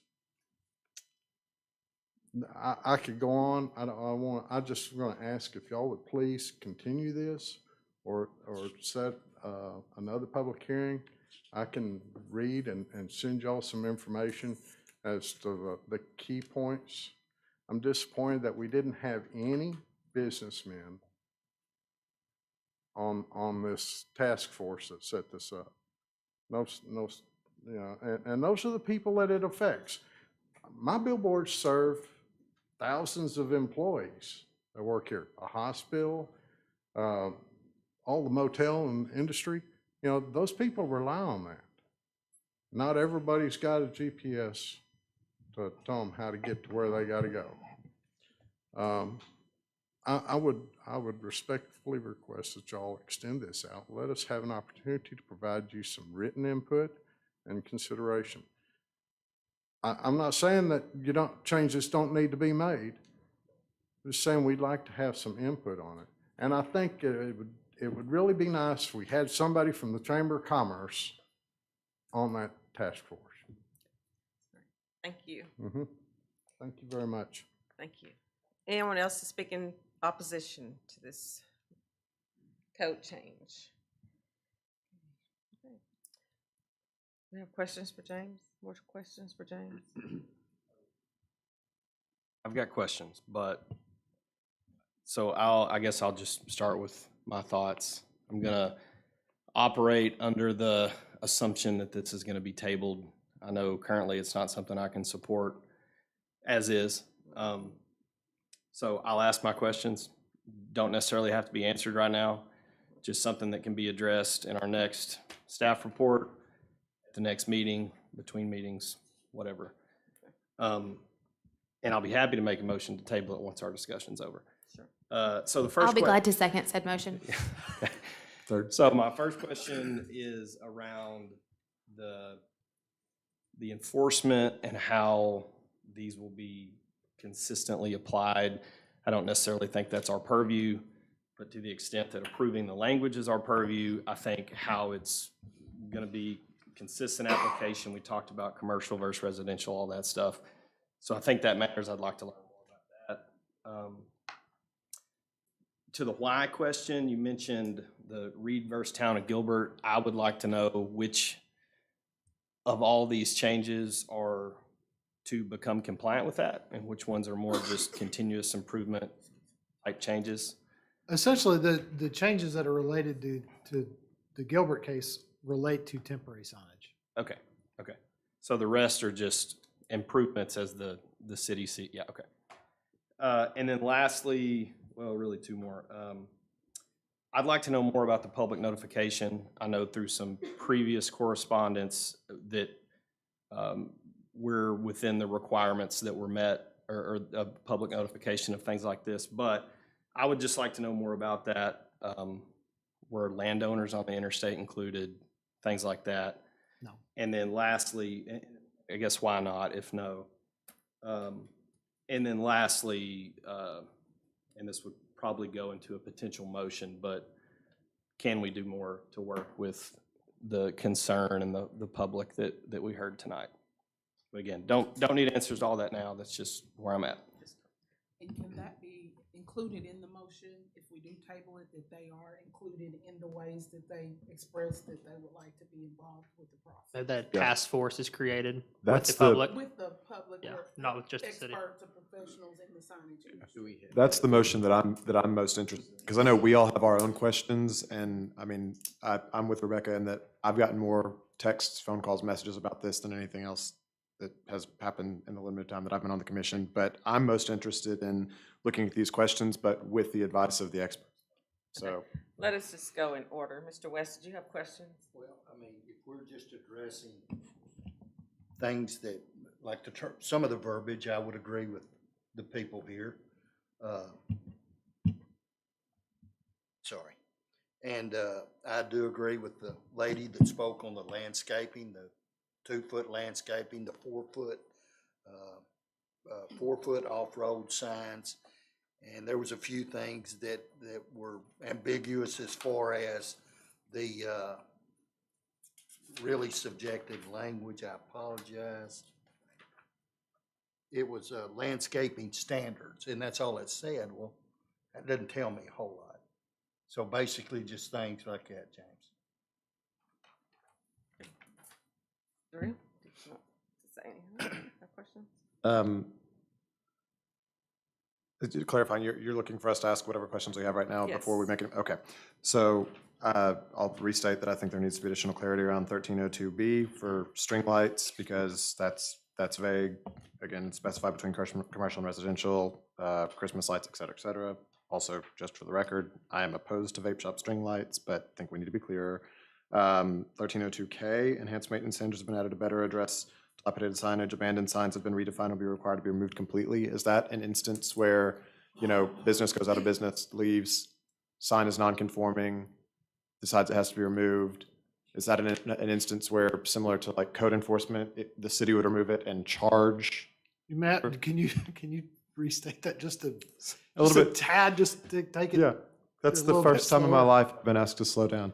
1302K. Enhanced maintenance standards have been added to better address abandoned or dilapidated signage. Abandoned signs have been redefined and will be required to be removed completely. So in the event that Arby's goes out of business and their sign is non-conforming and they're gone, and it's been abandoned for, I believe, 9 months was the period you said, and the sign has to be removed, pays at that point. Because if they're gone and out of business, the city can remove it at, I guess, the city's desire, but then are we paying for it? Are we trying to build them? How does that work? Yeah, and I appreciate being able to answer these questions while we got folks here, because I think whatever discussion that we have going forward, I think will be enriched by our time here that we're spending. So there's kind of a 2-track for abandoned signs. The removal of abandoned signs. So something would be considered abandoned when the site is no longer occupied and the site has become vacant for more than 90 days. So essentially 3 months. If it is a legally conforming permitted sign, then essentially what that means, the removal of the sign means removal of the message. So it doesn't mean altering the sign structure.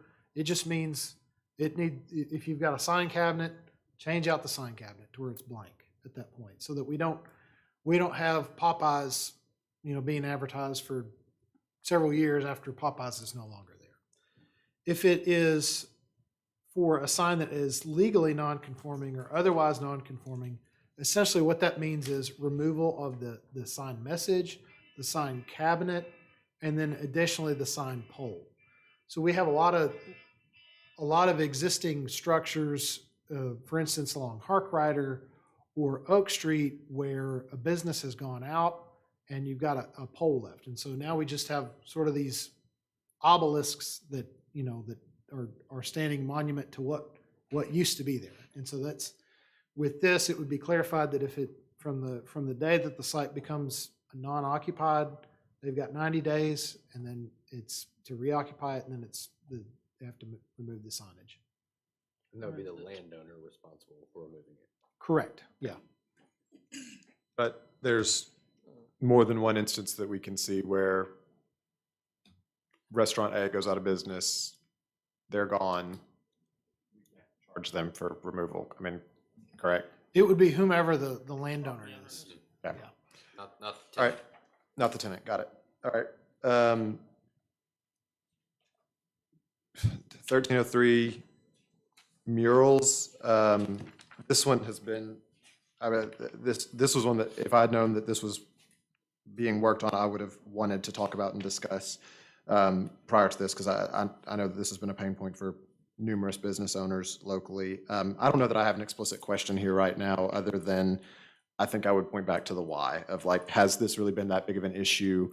My perception is that it feels like it's been more difficult for businesses than I would like for it to be. I don't know that I really have an explicit question there. So I think to clarify on that, the way that the ordinance is currently written, if you have a commercial message on there, so if it's something that is either explicitly a logo or it's something that directs attention to the location based upon the message being related to what's going on in the premises, that's considered a sign. Got it. Currently the way that the sign code is written. So there are instances where we have had to tell someone either, no, you can't have that mural because what the content of what you're putting on there makes it a sign and it's too large to be a sign. Or we've had people that have just gone and put them up and it constitutes a violation.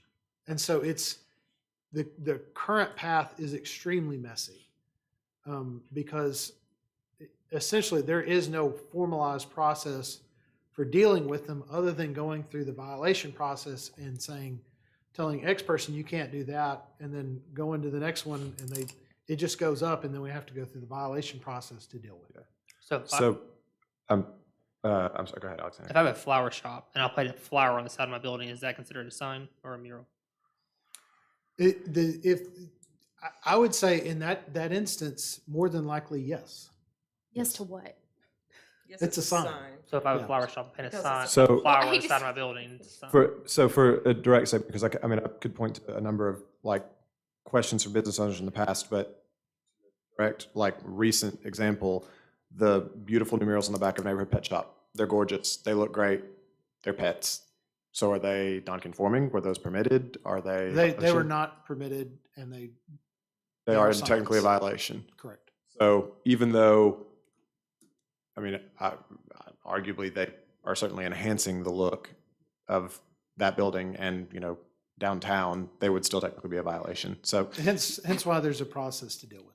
yeah. But the process then would have been to request a variance, I assume, or would they just have not been able to do that? So if they wanted to follow the correct way to do that under Currently, this new no. standing. Under the current ordinance, there's no, because you can't request a variance for area. Okay, so under the new ordinance, would there be a way for a path for them to do that? For portions of them, yes. Yeah. Or say again? For portions of it, if it's on a non-primary facade wall, they could. Which yes. theirs is correct because it's on the back of the building. Is that a non-primary facade? Their primary facade would be facing. We'd have to look at it. So their primary facade is facing front street, front door. It's where their front door is. Yeah. So then they painted it on the opposite side. Okay. I don't know that I have more questions. Just thoughts. So I think that's it for me. And I've been addressed by Adam and Drew. Okay. Yeah, I have a lot of questions, but I'm not going to ask them because I don't feel like this is the draft that's going to ultimately be approved. Sounds like we're going to table this. I think I have more. It is so much easier, and you get such a better product when you have something to start with and you can edit rather than create, right? It's easier to edit than it is to create. So I appreciate that this is a first document. I think that there seems to be a lot of concern from the community and from key stakeholders that they've not had the opportunity to give input, and that concerns me. And I think we need to do better, and we need to create space for lots of conversation to happen, whether or not that input. We're not always going to agree, but we have to have space for those conversations. And so I want to ensure that this, since this has now come to the Planning Commission without that, I would like for us to have a conversation as a Planning Commission about what all we would like to happen before this comes back. So that's what I would like to happen. I would agree with that. So, and then I'll ask my questions when that happens. Okay, I have some questions. Prior to that, I had a question about the signs that are prohibited, and it's talking about signs affixed to or painted on a vehicle or trailer. Is this talking about food trucks? No, that's relating to basically when someone pulls in, let's say, we've had instances where a business has put a large sign on the back of a trailer and parked it there out by the street permanently, and essentially trying to use the fact that it's on a trailer and it's mobile as a loophole to the sign requirements. And so that's meant to address that. So the food trucks have signs painted on them. Would you make a distinction between a mobile's? I don't know how you can make a distinction. Mobile food vendors we have a separate section that relates to mobile food vendors. And signs as well. It's a whole section that regulates mobile food vendors, yeah. Okay. James, is your example like they have a permanent storefront food place, but then they have maybe a catering service and then they paint that truck or trailer? No, literally it's let's say someone has a installation business for some type of home improvement. Okay. They have a trailer, they park it out in front and it stays there forever. Okay. And it's got just a sign on a sitting out there that's 4x8 or something that's sitting on the trailer. Okay. It is this tightens that up. Okay, and then what is a sight triangle? Is that like where you see what is okay? Essentially a sight triangle. So when you pull up to an intersection, it's the area when you look, to your left or to your right. Making sure that there's not some sort of obstruction in that area that prevents you from being able to see pedestrians or other vehicles. Okay. And my last thing is not a question, but it's a comment. I think Mr. Querden may have, or I'm sorry, Burton may have said it about asking, also talking with the chamber, because the businesses use signs to market their business. And if you have some signs that are going to have to be diminished in size, that could also diminish their competition, their level of competition within, like the other sign stays up there, but then my sign gets smaller. Whose sign are they going to see the most? When a change is made to my sign, and I have to get an average of 2 signs, and then I get 75% of that, then my business advantage is taken away. So I think the chamber could help with that, I guess. Business people in general. That's all I have. All right. Ethan? So we talked about task force. One, do we have any authority to create said task force that we've talked about? Y'all can certainly create a subcommittee of the planning commission. Additionally, the ordinance could be extracted out of the planning commission and taken up by the council. That's another option that exists. My recommendation would be that because there's so much concern among all the planning commission, that if you're going to have public meetings, that you all be present and all be involved. I think that's important. Fair. That it not be delegated. But if you have that subcommittee, can we bring people from the outside? Do we have the authority? It would have to be a public meeting. Yeah. Right, but it can be open forum.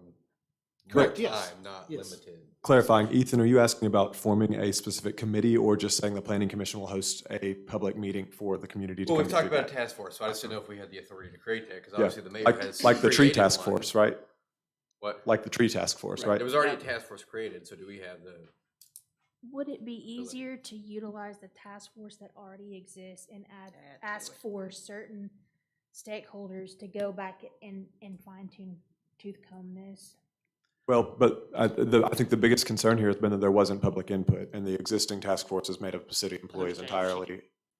Correct? I would say use the existing task force and add to that task force. Yeah, I'm talking about adding. Okay, yeah, The that would sign work. folks, adding some business, maybe adding someone from the chamber, just so That would there's- work. But Yeah, whoever input created from the everyone. task force would have to issue that change to. Yeah, That's what I I'm think it's one thing to say we're doing something as a planning commission. It's an entirely other thing to then start directing staff, which I think would be probably tenuous if you're wanting to latch on or change the administrative task force or the task force that was set up otherwise. There would need to be some other discussions held with other folks about that. But certainly if the planning commission said they wanted to set a special meeting in which, there was more discussion of this, that'd be perfectly fine. So what would happen if tonight we said, there's so much concern about this, we're not taking this up? What do you do? Like, what's the plan after that? Well, if it's not gonna pass and go to council, We would have to motion to table if we wanted it to come back to us, would we not? Otherwise, because you said we could just all out say, we don't want it and send it to council. But I think what we're really hearing here is we do want it, Yeah. right? right, it changes. So then the correct thing would be for us to table and make a recommendation based on we as a commission want to hold a public meeting for further discussion. We want to evaluate involving community stakeholders. So then we would also have a rewrite if needed, and then we come back and vote on that.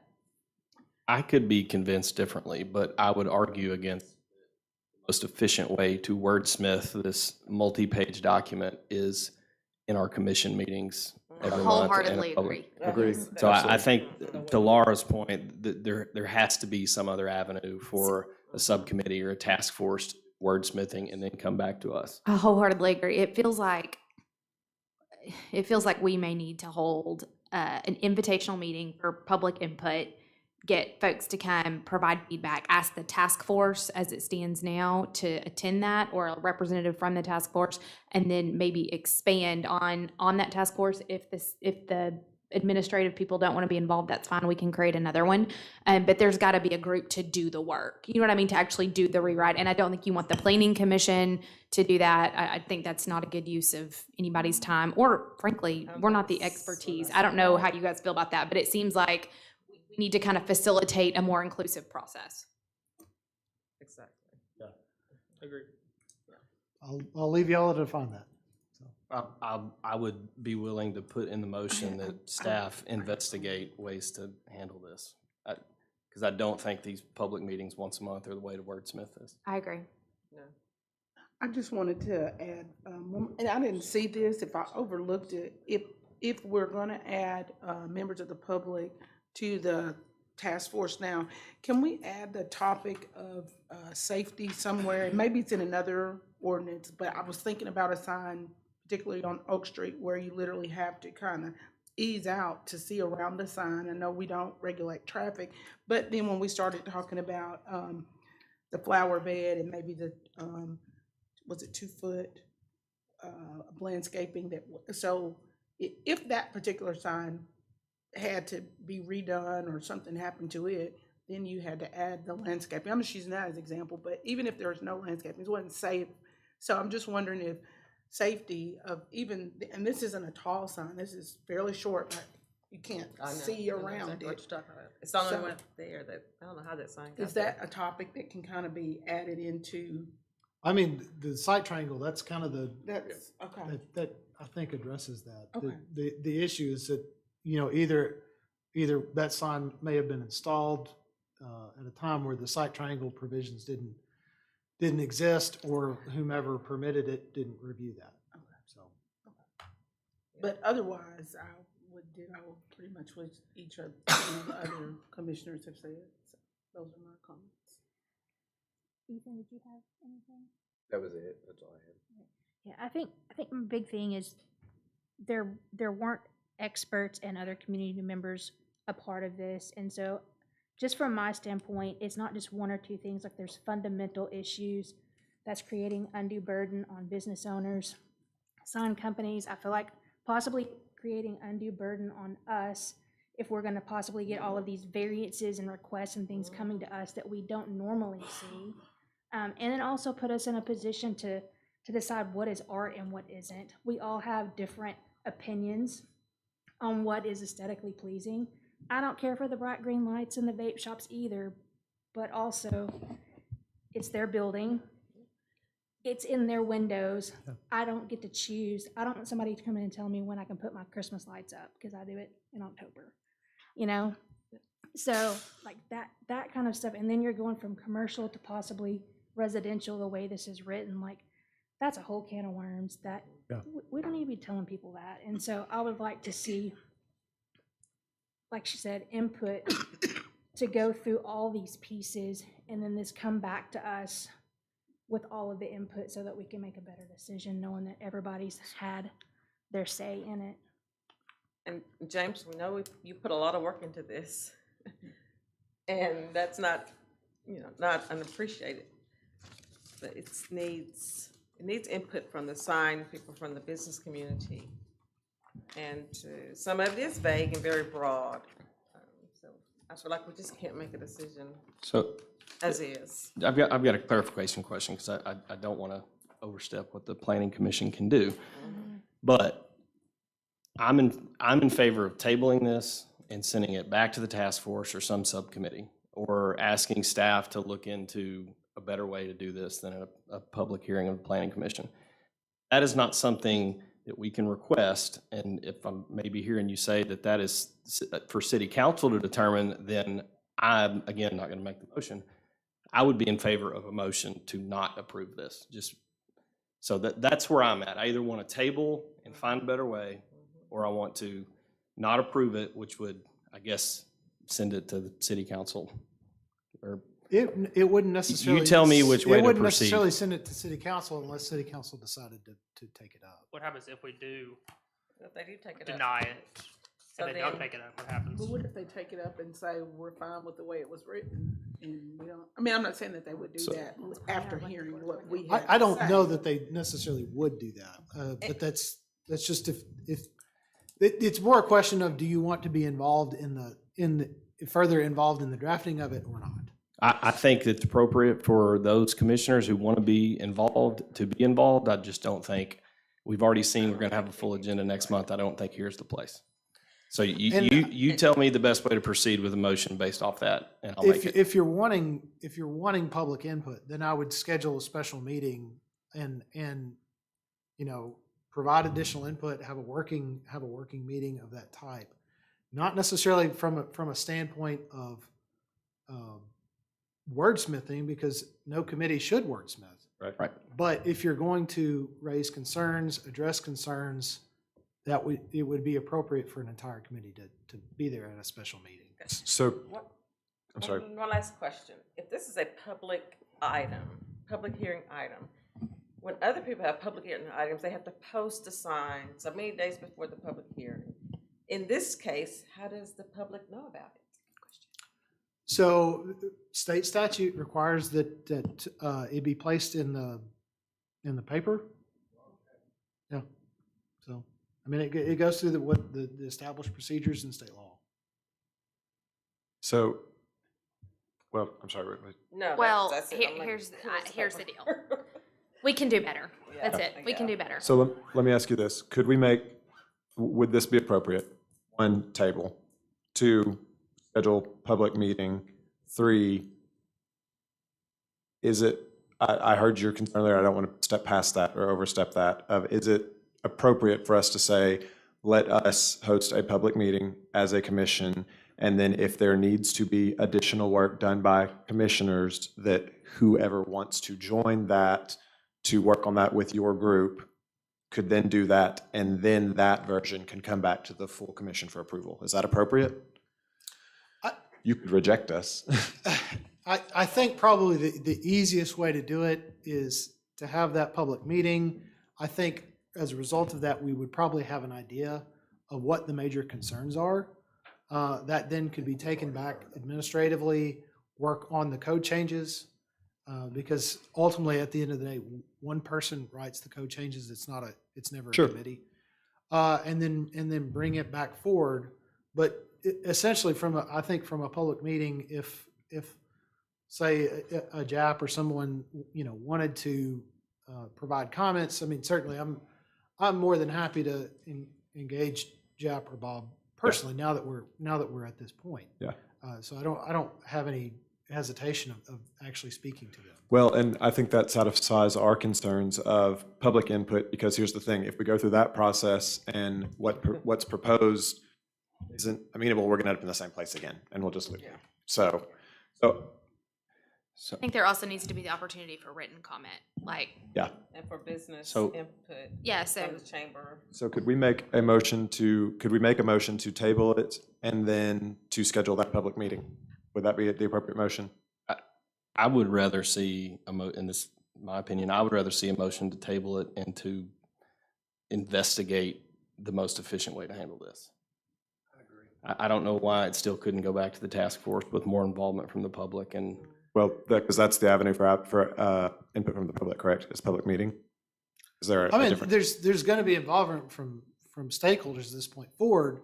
My main concern is that it comes back to you all, and y'all haven't seen it. That's where my concern rests. Is that I'm concerned about it getting read and y'all tracking with the process, because if it goes back to the task force, y'all are not involved in that. Are you And so- talking about maybe? Well, Right, we could get it in. This is, Go through the same thing. so We thi- are tonight. We're gonna to just- me, this is where we get involved. We're sent the materials, we consume them before the meeting as early as we get them, and then we come and we ask questions. I don't think the version we have in front of us, I'm comfortable supporting.